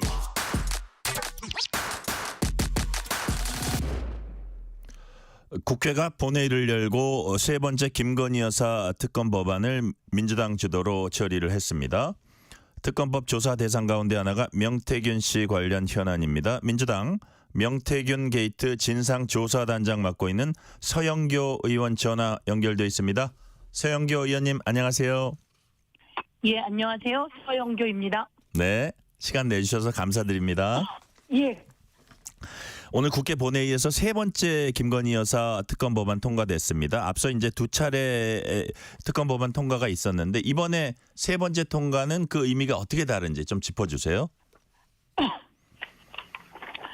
주가 조작에 대한 국민의 분노가 아주 큽니다. 국민들의 70% 가까이가 김건희 여사의 주가 조작을 특검해야 된다고 이야기해왔습니다. 김건희 여사의 주가 조작만이 아니라 양평 게이트 사건이라든지 여러 가지 사건이 많았습니다. 그런데 이번 특검은 저희가 김건희 여사의 주가 조작과 그다음에 요즘 한창 문제가 되고 판도라의 상자처럼 열리고 있는 김건희 윤석열 대통령 부부와 명태균 씨의 사건을 중심으로 특검의 대상을 한정했습니다. 주가 조작과 명태균 게이트 관련한 것으로 한정하고 특검 추천권을 대법원장에게 주는 내용까지 넣어서 네. 국민의힘이 받지 않을 수 없게 만들었습니다. 네. 자, 그렇게 이제 만드셨는데 민주당 이제 제3자 대법원장이죠. 특검 추천할 수 있게 하고 수사 대상 좁혔습니다. 한 2가지 정도로 좁히셨나요? 여당에선 네, 그렇습니다. 야당의 비토권 등을 이제 지칭하면서 이거는 꼼수 악법이다 이렇게 반박을 했습니다. 국민의힘의 이 같은 입장은 또 어떻게 보세요? 그동안 대법원장에 추천하는 방식으로 특검을 하자라고 한동훈 국민의힘 대표가 계속 제안해 왔습니다. 네네. 그렇게 제안을 해와서 사실은 쉽지 않은 일입니다. 특검의 대상이 윤석열 대통령이고 그리고 그 부인 김건희 여사입니다. 그럼에도 불구하고 야당이 특검을 추천하지 않고 대법원장이 특검을 추천하는 안을 요구해 왔기 때문에 저희들이 그러면 대승적인 차원에서 대법원장이 특검을 요구하는 안을 수용해서 이렇게 만들어내게 된 겁니다. 그랬더니 또다시 다른 이야기를 해가면서 또 거부 움직임을 보이는 것은 국회의원으로서의 배포도 없는 것이고 그리고 자신들이 말한 것에 신의를 지키지 않는다 이렇게 볼 수 있을 것 같습니다. 배포도 없고 신의를 지키지 않는다. 네. 국민의힘은 김 여사 특검 법안 처리에 반대 의사 이제 분명히 하고 대통령실에 제2요구권 행사를 이번에도 또 요청하기로 했습니다. 28일 본회의에서 다시 표결할 방침인 게 이제 야권의 계획으로 알려졌는데요. 지금 네. 제출한 법안 그대로 표결 절차 밟는 건가요? 아니면 뭐 추가 변경할 가능성도 있는 건가요? 지금으로서는 이렇게 통과가 되었기 때문에요. 네네. 이 통과된 것을 윤석열 대통령이 거부하지 않을 거라고 생각합니다. 거부해서는 안 되는 겁니다. 지금 대통령의 지지율이 갤럽 여론조사에 의하면 17%까지 떨어졌습니다. 대구, 경북이라고 하는 콘크리트 지지율도 10%대로 바닥을 치고 있는 상태입니다. 이런 상태에서 대통령이 또 거부권을 행사한다? 저는 있을 수 없는 일이라고 생각하고요. 네. 지금 명태균 게이트라고 해서 공천에 대통령이 개입하면 안 되는데 개입한 내용 등 어마어마한 비리와 문제가 터지고 있습니다. 대통령이 이제 더 숨을 곳이 없습니다. 그런데 거부권을 행사하려고 한다면 국민이 엄청난 심판을 하게 될 것이고 국민의 저항에 부딪힐 겁니다. 그래서 저는 대통령이 거부권을 행사하지 못할 거라고 생각하고요.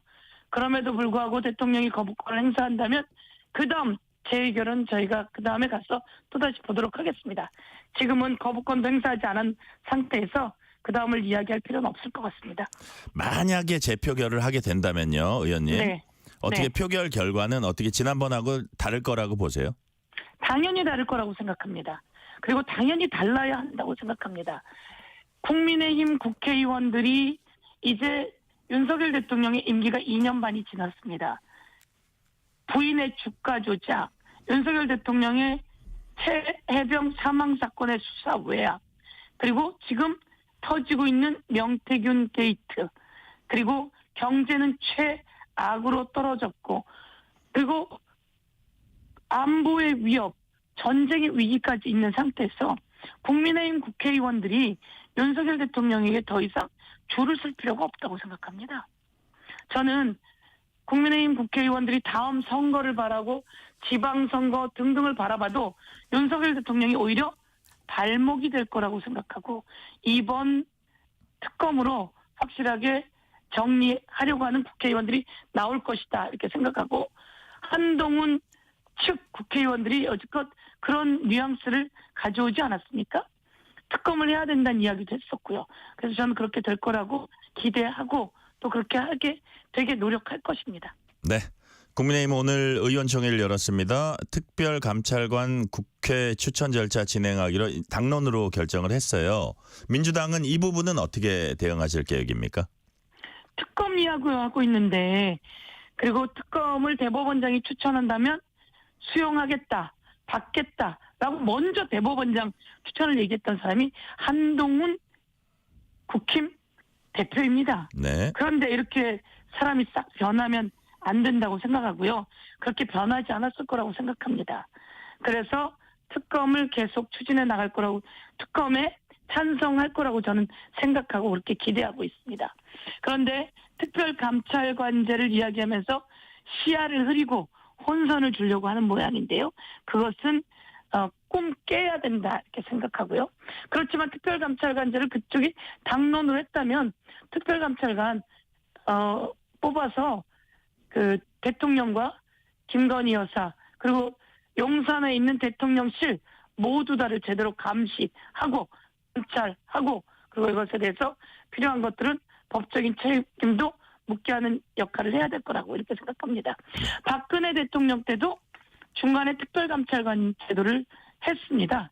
박근혜 대통령이 어려워지면서요. 네. 이석수라고 하는 특별감찰관이 박근혜 대통령과 최순실의 그 문제점들을 밝혀내는 계기가 되었는데요. 특별감찰관은 그쪽에서 당론으로 했다면 내서 추진하고 특검은 특검대로 해야 된다 이렇게 이야기하고 싶습니다. 네. 자, 서영교 의원님께서 언급한 여론조사는 갤럽이 지난 5일부터 7일까지 전화조사원 인터뷰 방식으로 전국 성인 남녀 1,002명 대상으로 자체 조사한 결과입니다. 자세한 내용은 중앙선거 여론조사심의위원회와 한국갤럽 홈페이지 참조하시면 됩니다. 자, 내일 이재명 대표 공직선거법 재판 1심 선고가 나옵니다. 정치권이 주목하고 있습니다. 네. 자, 대규모 이거와 관련한 뭐 대규모 장외 집회에 대해서는 이제 국민의힘 쪽에서는 여권 쪽에서는 뭐 사회 혼란을 조장한다 이런 주장도 하고 있고요. 이런 그 선거를 앞두고 하는 장외 집회가 이재명 대표 방탄이다, 사법부 겁박이다, 탄핵 선동이다 뭐 이런 주장들을 펼치고 있습니다. 이런 것들은 어떻게 보십니까? 일단 이런 주장들은 어떻게 보십니까? 그쪽의 주장이고요. 그쪽의 주장이 좀 허황되고 황당하죠. 재판은 내일이고요. 장외 집회는 모레 예정되어 있습니다. 그리고 이 장외 집회는 범국민 대회입니다. 범국민 대회가 어떻게 30만, 40만, 이렇게 수십만 명이 모일 수 있겠습니까? 국민들의 분노가 하늘을 찌르기 때문입니다. 더불어민주당이 장외 집회를 해야 되겠다라고 해서 열리는 것이 아니고요. 국민들이 우리가 범국민 대회 할 테니까 빨리 열어라 라는 요구가 빗발쳤습니다. 그리고 저희가 범국민 대회를 열자 전국에서 많은 국민들이 오셔서 윤석열 대통령의 부인 김건희 여사의 주가 조작 특검해라. 윤석열 대통령은 최혜병 관련해서 수사 외압 특검 받아라. 그리고 이 경제 망가뜨린 거 윤석열 대통령 책임져라.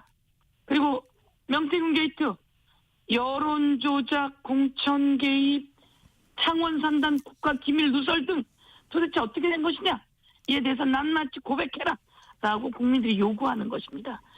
국민의힘이 왜 국민들이 이렇게 범국민대회 현장으로 오고 있는지 듣고 파악하고 민심을 따라야 합니다. 대통령께서 이런 민심에 따라서 대국민 기자회견을 하지 않았습니까? 네. 그런데 대국민 기자회견이 정말 오히려 분노한 국민들에게 기름을 부었습니다. 대국민 기자회견이 제대로 된 사과도 없고 그리고 자기 변명으로 일관하고 그리고 오히려 거기서 반말하는 그런 무례함까지 보이면서 국민들이 실망하기 짝이 없었다 이렇게 생각하고 국민의힘은 그런 주장을 할 것이 아니라 이제 민심을 청취할 때가 되었다 이렇게 제가 요구하겠습니다. 자, 의원님, 내일 1심 판결 어떻게 날 거라고 예상하세요? 내일 1심 판결은 검찰의 아주 무리한 기소입니다. 허위 사실이라고 하는 것은 그 행태가 있습니다. 후보자들의 가족이나 뭐 그 본인 관련해서 학력, 경력 뭐 이런 것들에 대해서 허위 사실을 유포할 때 선거법상 허위 사실에 해당되는 겁니다. 그런데 그 사람을 기억하느냐 못하느냐, 잘 아느냐 모르느냐, 압력으로 느꼈느냐 안 느꼈느냐 이런 건 허위 사실의 양태가 아닙니다. 그럼에도 불구하고 무리한 기소를 했습니다. 그래서 이것은 무죄라고 저는 기본적으로 판단하고요. 그리고 설사 그들이 그렇게 기소를 했다 하더라도 그 내용은 허위 사실이 되지 못하기 때문에 이 부분은 무죄가 난다 이렇게 판단하고 많은 법조인들이 그렇게 보고 있습니다. 네, 자 무죄가 난다고 예상하고 계시고요.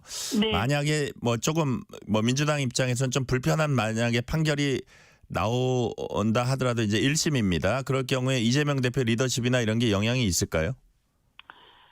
뭐 그렇게 생각하는 분들도 있을 수 있는데요. 그냥 객관적으로 그런 판단이 나온다고 이재명 대표의 리더십이 흔들리겠습니까? 오히려 저는 그런 판단이 나올 리가 없다고 생각하고요. 법원이 아주 현명하게 잘 판단해 줄 거라고 생각합니다. 그래서 법원에 대한 기대를 걸고 있고요. 저희는 3권 분립해서 검찰이 무리한 기소, 정치적 기소, 잘못된 기소 이것을 이번에 법원이 판단해 주길 바라겠습니다. 그리고 이재명 대표는 오히려 이렇게 검찰의 난도질, 무리한 압수수색, 무리한 정치적 탄압 등으로 이재명 대표는 더 단단해지고 더 성장하고 있고 국민들은 그런 이재명 대표를 더 지키려 하고 있다고 생각합니다. 서영교 의원님은 민주당 명태균 게이트 진상조사단장 맡고 계십니다. 오늘 명 씨에 대한 구속 전 피의자 신문 즉 영장 실질 심사 열리고 있고요. 지금 진행되고 있습니다. 자, 지금까지 나타난 검찰 수사 어떻게 평가하고 계세요? 우선 아주 오래전부터 이 명태균 씨에 대한 수사가 있었다고 합니다. 네. 그런데 제대로 수사가 이루어지지 못했던 거죠. 이 수사가 검사가 없는 수사관에게 이게 배당이 되었었다는 것부터도 문제고요. 이 수사하는 와중에 검찰이 밝혀내기 전에 언론과 그리고 공익제보자들 그리고 명태균 씨 스스로 대통령과 김건희 여사에게 시그널을 보냅니다. 나를 구해주세요 라고. 그런데 답이 오기를 사기꾼, 이 허풍쟁이 이런 식으로 대통령실에서 답이 오니까 명태균 씨 스스로 대통령과의 인연 그리고 김건희 여사와 주고받았던 카톡, 문자 이런 것들을 공개하게 된 겁니다. 그러면서 대한민국 국민들이 화들짝 놀라게 된 거죠. 그래서 제가 보기에는 검찰의 수사가 이렇게 언론에 모든 게 나오고 명태균, 강혜경, 김태열 씨 등을 통해서 나오다 보니 검찰이 수사를 안 할 수 없는 상황이 된 것 같은데요. 저희가 법사위에서 얘기했습니다. 이거 창원지검에서 할 수 있는 크기가 아니다. 그래서 서울에서 특별본부를 꾸려서라도 해야 된다라고 하는데 그러지 않고 있습니다. 네. 이것은 대통령실의 눈치를 보고 있다고 생각하고요. 지금이라도 대통령실의 눈치를 보지 않고 수사해야 된다. 그런데 이번에 명태균 씨와 김영선 씨는 정치 자금법만으로만 영장이 청구되었습니다. 이거 외에 여론 조작, 윤석열 대통령과 홍준표 후보 등 다른 후보들 간의 여론 조작이 있었고요. 이재명 대통령 후보와 윤석열 대통령 후보 사이에도 일정 정도 여론 조작의 흔적들이 있습니다. 그 여론 조작 그리고 공천 개입, 창원 산담 국가기밀 누설 등 전부 다 통틀어서 검찰이 수사해야만 합니다. 네. 자, 민주당은 명태균 씨와 윤 대통령 간 통화 육성 공개했습니다. 자, 네. 명 씨와 통화 내용 담긴 이 육성 어떤 의미를 갖고 있다고 보십니까?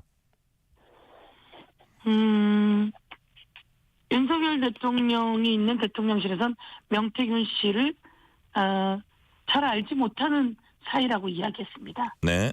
그런데 윤석열 대통령의 생생한 육성이 나온 거죠. 그 육성에는 여러 가지가 들어있습니다. 1. 공관위가 나한테 가지고 왔다. 그는 공관위가 공천하는 명단을 가지고 왔다는 소리잖아요. 이거 완전히 정치 개입입니다. 그리고 내일이 대통령이 되는 날인데 2.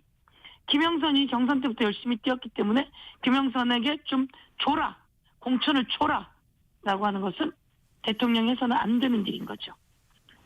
3. 이와 관련해서 명태균 씨가 평생 그 은혜를 잊지 않겠다라고 이야기를 했습니다. 그리고 대통령은 김영선 주라고 했는데 당에서 말이 많다고 했습니다. 당에서 말이 많음에도 불구하고 그것을 누르고 김영선을 주게 한 겁니다. 그것이 그 다음에 나오는 전략공천 이런 내용들이 나오면서 대통령이 당 공천에 개입했다라고 하는 내용이 나오게 된 것이다.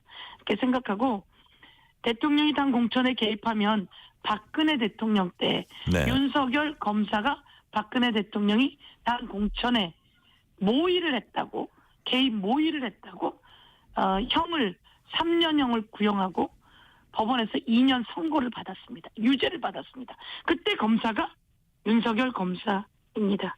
그래서 이 대통령의 육성 통화 육성에는 이 엄청난 법 위반이 들어있고 이것은 공천 무효에 해당한다.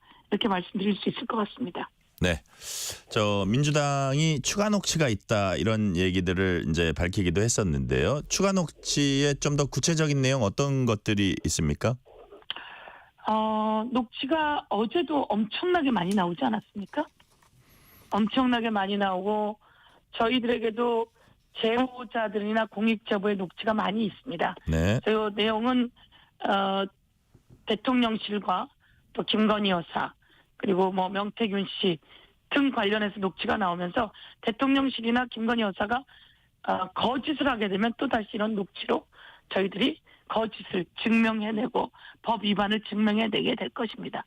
많은 녹취가 있다고 생각하시면 될 것 같습니다. 네, 많은 녹취가 있다는 말씀 정도 오늘은 해주셨고요. 네. 자, 서영교 의원님은 현행 3,214명인 법관 정원을 370명 늘리는 법안 대표 발의했습니다. 먼저 발의 배경 소개를 좀 해주세요. 예, 검찰에서 기소를 하면 법원에서 재판을 해야 합니다. 그렇게 비교할 때 검찰에서 검사의 숫자와 판사의 숫자를 보면 판사는 그 재판을 하는 판사만이 아니라 회생법원, 행정법원, 가정법원 등 법원이 훨씬 더 많습니다. 그래서 검찰에서 올라오는 기소 사건을 재판하는 판사는 전체 판사의 30% 정도라고 생각하시면 될 것 같습니다. 네. 그래서 지금처럼 경제가 아주 어려울 때는 회생법원 등이 해야 될 역할이 너무나 많습니다. 그런데 법원의 판사 숫자가 아주 부족한 상태입니다. 내년에 판사를 뽑아야 하는데 TO가 8명밖에 없습니다. 판사를 뽑을 수가 없습니다. 그래서 지금 회생법원, 가정법원, 행정법원 등 관련해서 더 많은 법원들이 판사들이 일을 할 수 있게 판사 증원이 필요했고 21대 국회에서도 이 법안은 통과되었는데 네. 그때 국민의힘이 전체 회의를 거부해서 본회의를 통과하지 못했습니다. 그래서 그때 통과되었던 법을 다시 이번에 통과시켜서 국민들이 제때제때 재판받을 권리, 제때제때 회생법원으로 서비스 받을 권리, 행정법원, 가정법원 등으로부터 서비스 받을 권리를 확보해 주기 위해서 판사 증언법을 발의하게 되었습니다. 네. 자, 추가해서 하나 질문 더 드릴게요. 같은 그 주제로요. 판사 증언은 이제 법원의 오랜 수건이고 실제로 이제 판사 증언 필요합니다. 근데 이제 뭐 왜 하필이면 이재명 대표 판결이 내려지는 이 시점에 이게 발의가 되고 추진이 되는지 의심의 눈초리가 여권을 중심으로 좀 있습니다. 예산도 검찰 예산은 깎고 법원 예산 증액시켜주는 방안을 야당이 지금 추진 중입니다. 그래서 약간 의심을 받을 만한 부분이 있지 않나 싶어요. 어떻게 보세요? 한심하기 짝이 없는 소리입니다. 아주 한심하기 짝이 없는 소리고요. 국민의힘 의원들이 그렇게 이야기합니다. 네. 지난번에도 판사가 변호사 활동을 10년 이상 하면 판사로 임용하는 이 제도가 지금 무리가 있어서 저희가 5년으로 줄이는 법안을 냈습니다. 더불어민주당에서. 그랬더니 국민의힘이 이재명 대표를 위해서 그랬다고 이야기를 하는 거예요. 그러면서 자기들은 3년으로 줄이는 법안을 가지고 왔습니다. 그러니까 이 얘기는 뭐냐면 진짜 판사 법원에 그것이 필요하기 때문에 하는 거거든요. 우리한테 이재명 대표를 위해서 한다고 공격을 하면서 자기네는 5년을 3년으로 줄여왔고요. 마찬가지로 판사 증언법은 그쪽에서 먼저 이야기하는 것이라고 보시면 될 것 같습니다. 네. 그리고 그쪽에서 정부에서 먼저 하자고 하는 안이라고 보면 될 것 같고요. 그래서 이 부분이 판사 증언이 부족하다는 걸 알고 있으면서도 그렇게 말을 쏟아내는 것은 정치인들로서 신뢰하기 어려운 아주 눈 가리고 아웅 그래서 창피하고 한심한 일이다 이렇게 말씀드리고요. 네. 검찰은 지금 내년에 검사를 더 뽑아야 하는데요. 150명 정도를 더 뽑을 수 있는 여유가 있습니다. 150명 정도의 티오가 남아 있습니다. 네네. 판사는 현재 8명밖에 남아 있지 않습니다. 그 현실이 이것이기 때문에 판사 증언을 해야지 되는 것이었고, 이것은 21대 국회에서 이재명 대표랑 상관없는 21대 국회에서 벌써 소위를 통과했던 내용인데, 네. 당시에 국민의힘이 정쟁을 일삼으면서 본회의를 거부해서 그래서 통과되지 못했던 거라고 말씀을 드리면서요. 네. 회생법원, 행정법원, 가정법원 등 이렇게 검찰이 기소한 것 외에 오히려 훨씬 더 많은 일을 해야 되는 판사들의 숫자가 필요해서 국민들을 위해 판사 증언이 필요하게 된 것입니다. 네. 오늘 말씀은 여기까지 듣겠습니다. 지금까지 서영교 민주당 의원이었습니다. 의원님 감사합니다. 감사합니다. 퇴근길, 당신과 함께 읽는 세상 이야기. KBS 1라디오 뉴스레터 K.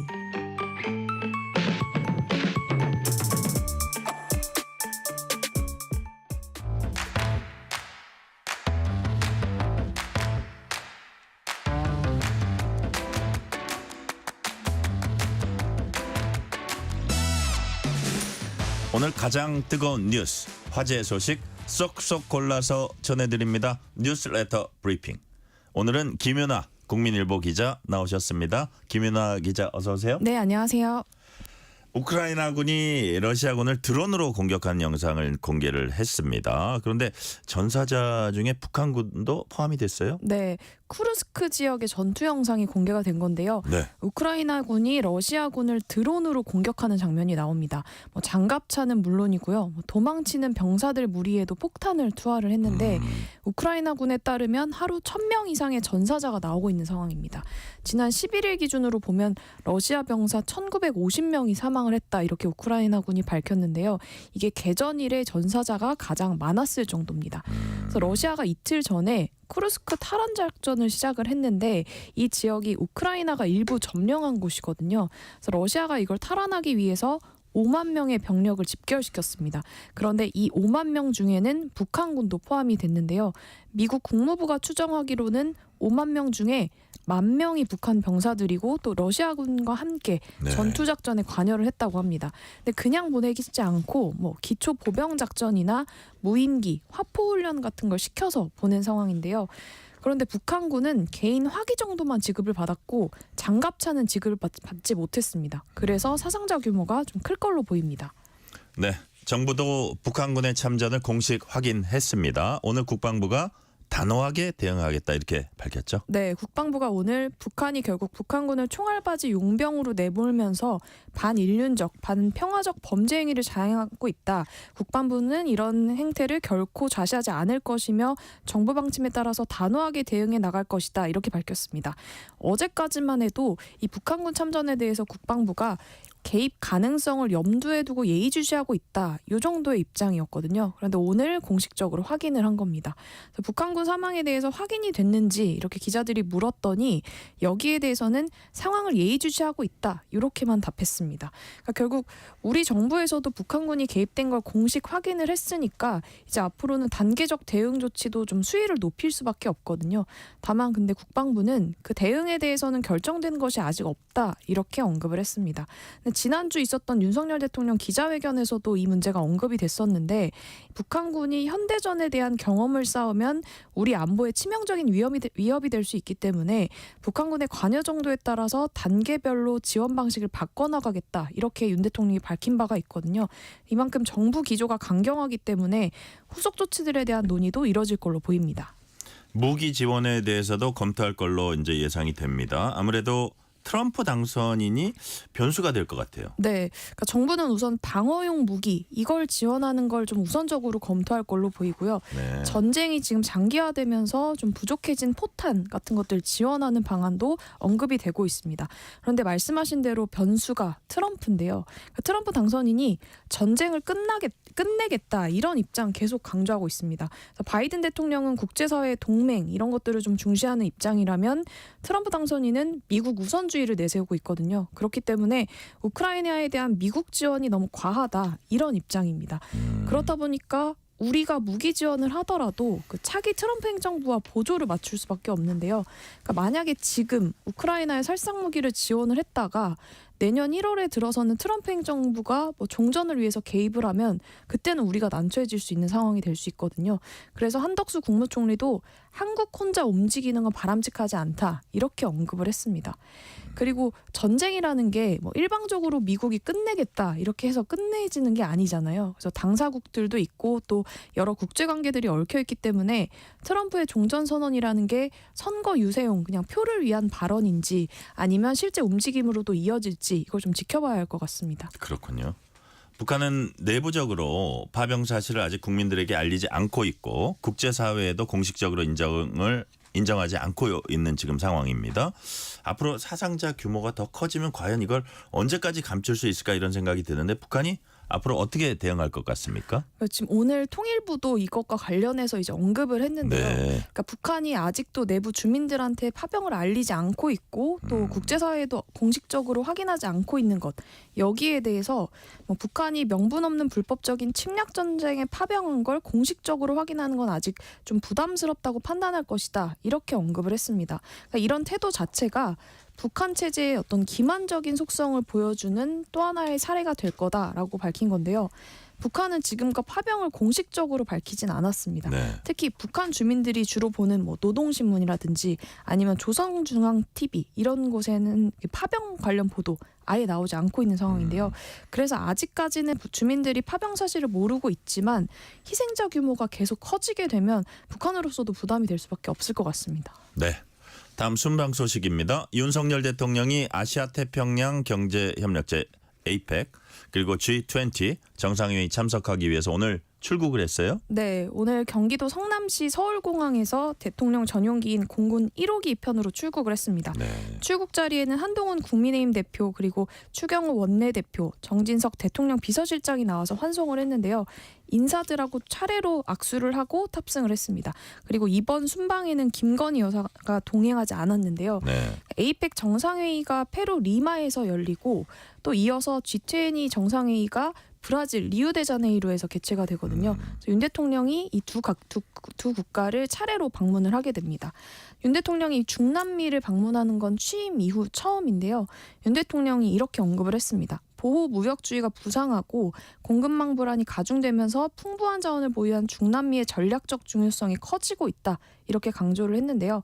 APEC 정상회의 참석을 하고 15일에는 그 바이든 미국 대통령과 이시바 시게루 일본 총리하고 한미일 정상회의를 가질 예정입니다. 또 이시바 총리, 또 시진핑 중국 국가수석하고 각각 한일, 한중 정상회담도 추진을 하게 되는데 아직 조율 중이어서 확정은 아니지만 성사될 가능성이 높은 걸로 전해졌습니다. 네, 지금 말씀하신 대로 APEC 그다음에 G20 정상회의 마치고 윤석열 대통령은 미국에 이제 들른다고 합니다. 그렇다면 트럼프 당선인과 회동할 가능성 있습니까? 네, 지금 반반일 것 같습니다. 아, 그래요? 네, 그러니까 원래 이제 예정은 5박 8일 일정으로 가는 일정인데요. 어제 대통령실 관계자가 추가적인 변수가 0.1%라도 있는 경우에는 확언해서 몇 날 몇 시에 도착한다는 건 말할 수 없다. 이렇게 말했거든요. 네네. 그러니까 이게 만약에 트럼프 당선인하고 회동이 되면 이 일정이 더 길어질 수 있다. 귀국 일정에 영향을 받을 수 있다. 이런 걸 좀 시사를 한 걸로 보이는데요. 예. 그러면서 지금 트럼프 당선인 측하고 긴밀하게 소통을 이어가고 있다. 이건 사실이다라고 하면서 여러 변수가 있는 만큼 뭐 새로운 변화가 있으면 그때 말씀드리겠다. 이렇게 언급을 했습니다. 윤 대통령이 지난주에 그 트럼프 당선인하고 전화 통화를 했습니다. 그렇죠. 네, 그때 뭐 가급적 이른 시일에 만나서 친교와 대화의 시간을 갖자 이렇게 두 사람이 대화를 나눴는데 또 최근에 윤 대통령이 뭐 트럼프 당선인하고의 친교 외교를 위해서 골프 연습도 시작을 한 상태거든요. 그렇다 보니까 좀 빠른 시일 내에 이 회동이 이뤄질 수 있다 이런 기대도 나오고 있습니다. 네, 그렇군요. 자, 오늘은 진짜 그동안 수험생들 꽉 막혔던 가슴이 뻥 뚫리는 것 같은 지금 기분 아닐까 싶은데요. 네. 2025학년도 대학 수학능력 시험이 종료됐습니다. 올해 수능 난도 어떻게 지금 평가되고 있습니까? 네, 일단 작년 수능보다는 쉬웠다라는 평가가 대체적이고요.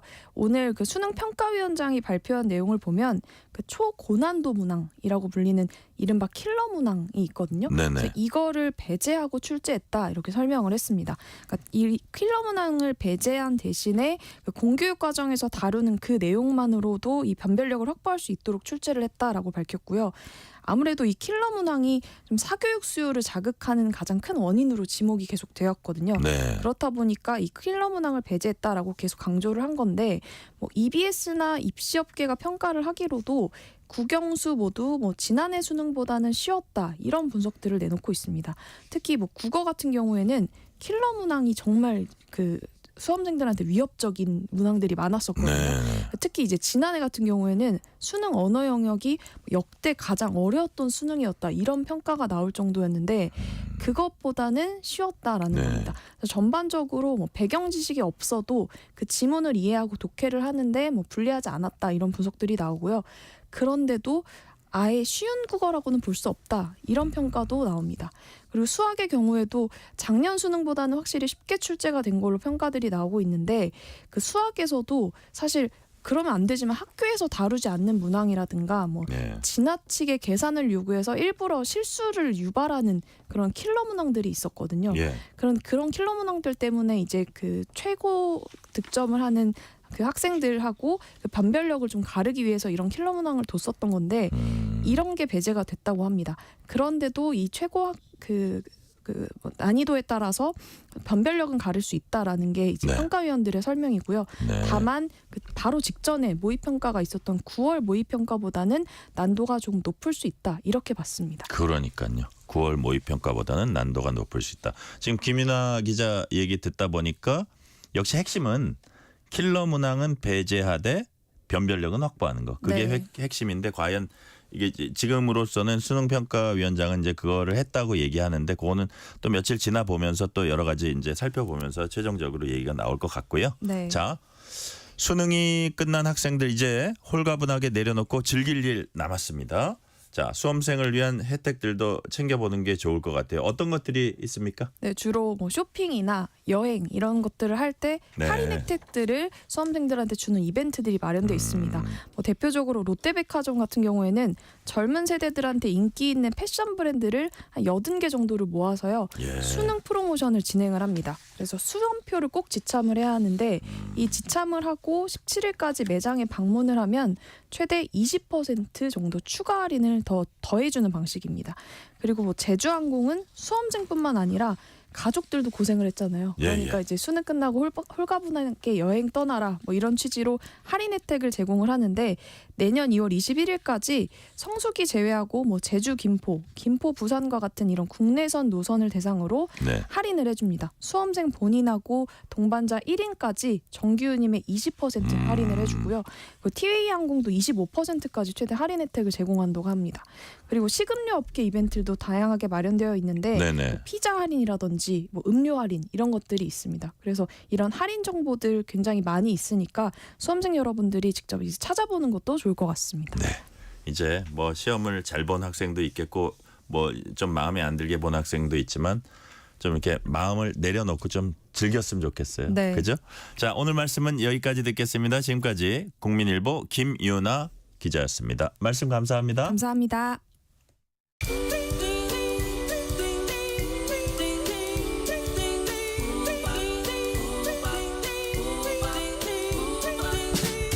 오늘 하루 뉴스를 정리해주는 다정한 편지 한 통. KBS 일라디오 뉴스레터 K.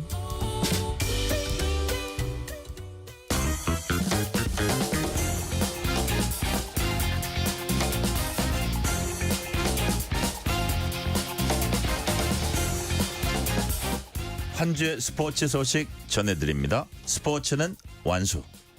11회 연속 월드컵 본선 진출에 도전하는 축구대표팀. 오늘 중동 원정 첫 경기인 쿠웨이트전 치릅니다. 부상에서 회복 중인 손흥민까지 합류해서 완전체로 훈련에 돌입했는데 홍명보 감독은 무리시키진 않겠다 이런 뜻을 내비쳤습니다. 프리미어 12에 출전한 야구 대표팀 첫 경기에서 타이완에 완패를 당해서 슈퍼라운드 진출 장담하기 어렵게 됐습니다. 이번 주 스포츠 뉴스 KBS 김완수 기자와 완수해보겠습니다. 네, 자, 김한수 기자 어서 오세요. 안녕하세요. 홍명보 감독이 이끄는 축구 대표팀이 오늘 밤에 쿠웨이트와 북중미 월드컵 3차 예선 5번째 경기 치릅니다. 오늘 승부 김한수 기자는 어떻게 예상하십니까? 오늘 경기는 사실 이겨야 됩니다. 그죠? 네. 모든 경기가 그렇지만 이거는 무조건 이겨야 되는 거예요. 그렇죠. 이런 경기를 사실 지면 홍 감독이 이제 앞에 이겼던 다른 팀들한테 약간 좀 미안해지는 상황이 발생을 하죠. 뭐 오늘 밤 경기가 일단 피파 랭킹이 135위입니다. 아, 그래요? 예, 쿠웨이트를 좀 20세기의 쿠웨이트를 기억하시는 분들은 아니 일단 축구를 제법 잘했던 걸로 제가 기억해요. 네, 98년에는 지금 우리 피파 랭킹과 비슷했어요. 24위까지 올라갔었으니까. 그래서 그때는 뭐 중동의 모래바람, 그래서 우리가 피해야 할 상대 중에 하나였고요. 아시안 게임이나 이런 데 만나면 번번이 우리가 조금 그 발목을 잡히기도 했어요. 근데 이제 어제 뭐 그쪽에서 기습 질문을 기자가 하나 했었는데 홍명보 감독이 현역 때 쿠웨이트 못 이겨보지 않았냐 이런 얘기를 했습니다. 사실입니까? 예, 지금 그런 것 같아요. 근데 홍명보 감독은 애써 이제 기억이 없다 이렇게 넘겼는데 역대 전적을 보면 12승 4무 8패인 걸 보면 우리가 8번을 진 건 분명히 있거든요. 네. 그런데 21세기에 들어와서 2004년 이후에는 8번 경기를 했는데 한 번도 지지 않았어요. 이제 몰수승이 한 번 있긴 한데 근데 지금 사실 또 전반적으로 팀 분위기도 좋은 게 일단 손흥민이 부상 회복해서 풀타임 출전을 했고 또 이강인 선수가 2골의 도움 하나 한 경기에서 도움 3개를 기록하는 프랑스 리그에서 처음 기록하는 그 정도의 상승세 있고 이재성 선수 또 헤더골 넣고 황인범 선수도 시즌 2호 골을 넣고 합류를 했거든요. 네. 이 정도 된 상황에서 해외파만 그러냐. 홍명보 감독의 가슴에 좀 항상 그 남아있는 게 있었죠. 울산 현대를 버리고 본인이 국가대표가 됐다. 네. 그런데 그 팀이 K리그 1에서 3년 연속 우승을 했습니다. 그 경기에서 국가대표 지금 공격수인 주민규 선수가 골을 넣었고 골키퍼인 조현우 선수가 선방을 펼쳤거든요. 네. 이런 상황에서 팀을 만났는데 쿠웨이트에 진다. 그리고 또 쿠웨이트가 지금 한 번도 이기지 못했거든요. 3무 1패의 기록을 가지고 있어요. 또 이런 팀은 사실 기회를 주면 안 되거든요. 좀 부진에 빠져 있는 팀은 좀 적당히 또 그렇게 이겨줘야 됩니다. 그래서 뭐 쉽게 이기지 않을까 생각합니다. 사실. 네, 자 승리를 전망하시고 반드시 이겨야 되는 경기다 말씀해 주셨고요. 또 큰 관심사가 역시 부상에서 회복한 손흥민 얼마나 오래 뛸지 그 여부예요. 네, 왜냐하면 포스테코글루 감독이 그랬거든요. 출전 시간을 조절할 거고 대표팀도 협력이 필요하다. 그런데 본인은 정작 10일 날 그 입스위치 경기전에서 풀타임 출전시켰어요. 그렇군요. 네, 경기를 뒤집을 수 있을 것 같은 생각이 들었고 사실 손흥민 선수가 부상 회복해서 처음 풀타임을 뛰는데 슈팅도 좋았고 뭐 상대 수비수들을 이렇게 한마디로 요리조리 몰고 다니는 몸이 불편해 보이지 않았나요? 예, 그런 것 때문에 아마 풀타임을 출전시켰는데 홍명보 감독의 입장에서는 뭐 만약에 부상이라도 당하게 되면 네. 좀 안타까운 상황이 발생하기 때문에 일단은 무리시키지 않겠다. 이 얘기는 또 그동안 홍명보 감독이 플랜 B라고 준비해온 경기가 잘 풀렸거든요. 유로단전도 그렇고 하니까 뭐 굳이 무리시켜야 되겠냐. 근데 이제 한편으로는 또 손흥민 선수도 욕심이 있을 거예요. 지금 49골이잖아요. 한 골 더 넣으면 50골 되는데 좀 만만한 상대 만났을 때 한 골 넣고 또 본인이 좀 기도 좀 살리고 이런 상황이라서 본인은 굉장히 뛰고 싶을 것 같습니다. 아니 여기 보니까 뭐 차범근, 황선홍 뭐 손흥민 뭐 이런 식으로 돼 있더라고요. 그런 것도 좀 생각이 나겠어요. 그렇죠. 예, 국가대표로 이런 기록을 갖는 거는 한마디로 레전드가 되는 건데요. 그러니까요. 네. 50골이 눈에 어른거리는 손흥민 선수. 그런데 손흥민 선수의 출전 시간 못지않게 소속팀과 이제 계약이 어떻게 되냐 이것도 우리 또 관심이에요. 서서히 좀 윤곽이 드러나고 있습니까? 네, 사실 그동안은 뭐 이제 지켜보자 이런 거였는데 현지에서 텔레그래프에서 나오면 사실 약간의 팩트다 이런 이제 축구 기자들 사이에 이제 그런 것들이 있어요. 근데 지난 4일이죠. 텔레그래프에서 토트넘이 그 1년 옵션을 이제 제한할 것 같다. 원래 계약할 때 4+1년이었기 때문에 1년 더 연장하는 것으로 할 것 같다. 근데 손흥민 입장에서는 이제 어느 정도 나이가 됐고 그동안 토트넘에 공헌한 것도 있고 그러면 적어도 단연 계약을 해줘야 내가 좀 안정적으로 뛸 수 있지 않겠냐. 그렇죠. 예, 우리가 협상 내용을 볼 수는 없지만 아무래도 손흥민 쪽에서는 그렇게 제안을 하고 지금 토트넘에서는 1년 연장을 한 다음에 보자 이렇게 제안을 하고 있는 상황인 것 같아요. 근데 이제 손흥민 선수의 경기 스타일을 보게 되면 스프린터 스타일이잖아요. 막 뛰어다니는 스타일이기 때문에 해집고 다니죠. 네, 그게 나이를 먹으면 먹을수록 조금 더 힘들어지죠. 그런 모습을 다시 보여줄 수 없기 때문에 일부에서는 손흥민 선수가 그래도 그동안 해온 게 있으니까 해줘야 된다. 또 이제 그렇게 되면 이제 토트넘과 손흥민이 약간 갈등만 나오면 치고 들어오는 데가 있죠. 어디입니까? 그 대표적인 사우디 리그. 우리 언제든지 데려갈 수 있다. 얼마든지 비싼 돈 주고 데려갈 수 있다. 그리고 스페인 얘기는 계속 나오고요. 아틀레티코 마드리드에서도 관심이 있다. 그리고 이제 요즘 최근에 많이 나오는 거는 튀르키예 페네르바체에서도 손흥민에 관심이 있다는 게 나오기 때문에 아마 계약이 완료될 때까지는 이적설이 계속될 것 같아요. 그렇군요. 자, 이적설 과연 새 둥지를 틀 가능성도 이제 배제를 못한다는 생각이 드는데요. 자, 다음 소식은 야구 소식입니다. 프리미어 12에 출전한 야구 대표팀이 첫 경기에서 타이완에 완패당했습니다. 자, 슈퍼라운드 진출은 조 2위까지 주어진다고 해요. 그래서 이게 좀 불투명해진 측면이 있는데 1차전 징크스가 좀 있는 것 같아요. 네, 우리가 WBC 같은 경우에 물론 한 단계 더 높은 경기긴 합니다만 꼭 1차전에서 덜미를 잡혔거든요. 그리고 또 타이완이 이상하리만큼 우리하고 하게 되면 좀 까다롭게 경기를 해요. 타이완이 본래 리틀 야구 잘하는 그 나라였는데, 그죠? 그래서 사실 우리가 보통 생각하면 일본과 우리가 보통 가지 않겠나 이렇게 되는데 타이완 야구가 성장하고 또 호주도 성장하고 하면서 참 묘하게 4파전 같이 돼 있었어요. 근데 이제 그 이번에 뭐 프리미어 10이라고 보여지듯이 이제 저희가 지금 B조에 속해 있는데 B조에 속해 있는 6나라 또 A조에 미국 등 A조에 속해 있는 6나라 그래서 1, 2위 팀이 만나서 슈퍼 라운드를 진행하게 되는데 일본이 있기 때문에 B조예요? 일본이 있기 때문에 나머지 경기를 다 이기기가 쉽지 않을 것 같다 하는 느낌도 있거든요. 근데 아무튼 나머지 경기를 거의 다 이겨야 지금 상황이면 될 것 같아요. 근데 어제 경기를 보시면 고영표 선수가 선발로 나와서 2회 투아웃까지 잘 잡았어요. 그런데 이제 볼넷으로 내보내고 하면서 전전웨이 선수에게 말로 홈런을 맞고 말로 홈런 맞고 나서 약간 좀 의기소침해 있을 때 2루타 홈런을 또 맞아버렸거든요. 그래서 2회에만 무려 6점을 내줘서 우리 선수들이 따라갔지만 6대3으로 지고 말았습니다. 근데 이제 오늘 저녁에 이제 쿠바전을 하게 되는데 쿠바전을 이기고 한마디로 승리의 맛을 보고 경기를 준비해야 되거든요. 근데 쿠바가 우리가 이제 저번에 서울에서 2경기 연습 경기할 땐 이겼는데 그때 오늘 선발 투수가 없었어요. 리반 모이넬로라고 하는 선수가 없었는데 이 선수 경기 기록을 찾아보니까 일본 퍼시픽 리그 소프트뱅크에서 방어율이 1위인 선수입니다. 그래요? 1.88이더라고요. 25경기 나와서 11승 5패. 뭐 짱짱하고 일단 150이닝 이상을 던졌는데 163이닝을 던졌어요. 이 정도면은 괜찮다고 볼 수 있는데 다만 이제 일본 리그가 끝나고 나서 이 선수가 던지지 않았기 때문에 빠른 볼도 갖고 있고 슬라이더 체인지업이 좋지만 제구력에 조금 문제가 있지 않겠나. 그런데 또 이런 또 중남미 선수들의 또 장점은 이런 기회가 오면 아시아 리그에서 본인을 어필하기 위해서 굉장히 또 잘 던지는 경향이 있어요. 그러니까요. 그래서 유중일 감독이 그런 얘기를 했습니다. 뭐 전체적으로 올해 기록도 좋고 지금 보니까 컨디션도 좋아 보이는데 그래도 쳐야 한다.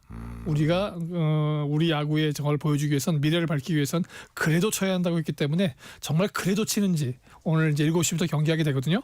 한번 지켜보시면 재밌을 것 같습니다. 그러니까요. 쿠바나 도미니카 이런 데서도 메이저리그 많이 진출하니까 맞습니다. 또 야구 강국이라고도 할 수 있고요. 그리고 긴장해야 될 것 같아요. 쿠바전도. 자, 아까 말씀하시기 우리 같은 저 B조에 일본도 이제 포함됐다고 하셨는데 그럼 진짜 슈퍼라운드 진출을 위해서 일본과의 경기가 참 중요하겠어요. 네, 오늘 이기고 만약에 내일 일본을 이긴다면 가능성이 높아지죠. 근데 뭐 항상 또 일본은 한마디로 객관적인 전략 말고도 항상 우리가 정신력 그밖에 것들이 많이 작용을 하게 되는데 영원한 숙적. 네, 영원한 숙적 맞습니다. 근데 어제 호주와의 경기에서 9대3으로 승리를 거뒀어요. 또 하필이면 오늘 일본이 경기가 없습니다. 그러니까 오늘 쉬고 내일 우리가 상대하게 되고 우리는 어제 경기하고 오늘 쿠바하고 경기를 하고 내일 한일전을 치러야 되는 상황이거든요. 근데 뭐 어차피 두 팀 다 슈퍼라운드에 가기 위해서는 서로를 이겨야 할 운명인 것 같아요. 그래서 또 외나무 다리에서 만난다 이런 표현들 또 살아날 것 같고요.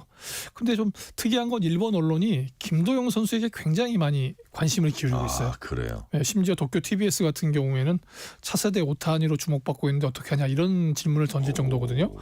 그런 거 봐서는 김도영 선수가 뭐 어제도 잘했지만 오늘 잘해주고 일본전에서 잘해준다면 정말 그 일본 언론에 차세대 오타니로 확 이렇게 이번 기회에 이미지를 심어주지 않을까 싶습니다. 네. 지난주에 문체부의 정몽규 축구협회장 징계 요구가 유명무실했다는 지적 이제 해드린 바 있는데 문체부 장관이 직무정지 통보했는데 이기흥 이번에 또 대한체육회장의 삼선 동의는 또 승인이 됐습니다. 삼선될 가능성이 좀 높은 상황입니까?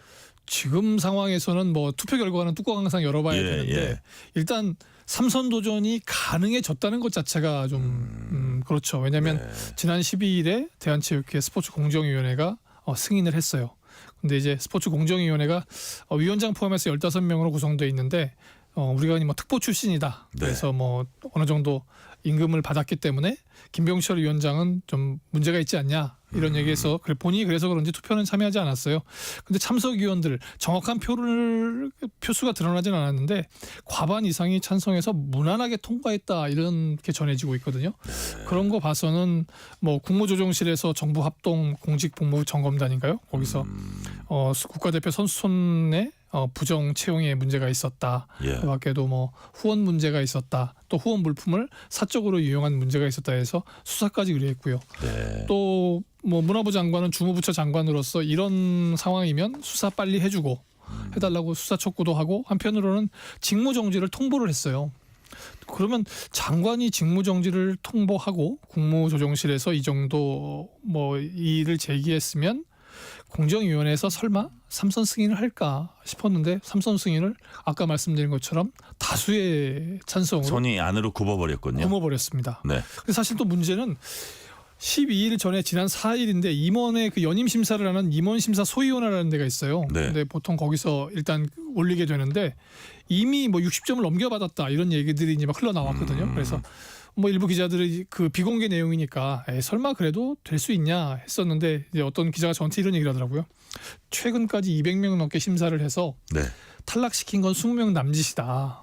10%도 안 되고 또 그리고 이기흥 회장이 이 일이 있자마자 바로 서울행정법원에 이제 문체부의 직무정지 통보에 대한 취소 소송 및 집행정지 가처분 신청을 했거든요. 이런 거 봐서는 법적 대응에 나설 정도면 본인이 어느 정도 지금 제기한 문제들에선 자신 있지 않냐 이런 얘기가 나왔어요. 어차피 정부가 판단하는 것 또 체육회가 판단하는 것과 다르게 이건 별도의 법적으로 판단하는 문제잖아요. 그래서 법적으로 이렇게 나오는 거 봐서는 문제가 어느 정도는 본인이 책임질 수 있지 않냐 해서 근데 어제 들어오자마자 또 입국하면서도 그런 얘기를 했어요. 국무조정실에서 제기한 그런 뭐 혐의 내용에 대해서는 1%도 동의할 수 없다. 어쨌든 간에 뭐 가처분 신청이 어떻게 뭐 인용될지 모르겠습니다만 내년 1월 14일에 열리는 42대 체육회장 선거에는 일단 출마할 수 있는 자격은 갖추게 됐습니다. 토대를 갖췄고요. 정몽규 축구협회장도 4선 도전에 나설 것으로 예상됩니다. 4선 도전 이 역시 승인받을 가능성 높습니까? 왜냐하면 지금은 이제 장관이 직접 이번에 그 체육회장 같은 경우에는 문체부에서 직접 직무 정지를 내렸는데 정몽구 축구협회장 같은 경우에는 그렇지가 않잖아요. 기억을 돌이켜 보시면 또 다르군요.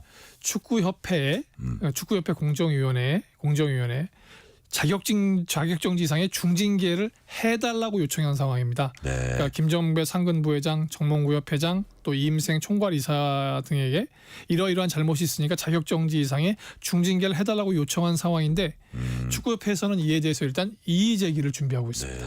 이의 제기를 준비하게 되면 시간을 끌 수 있다는 얘기거든요.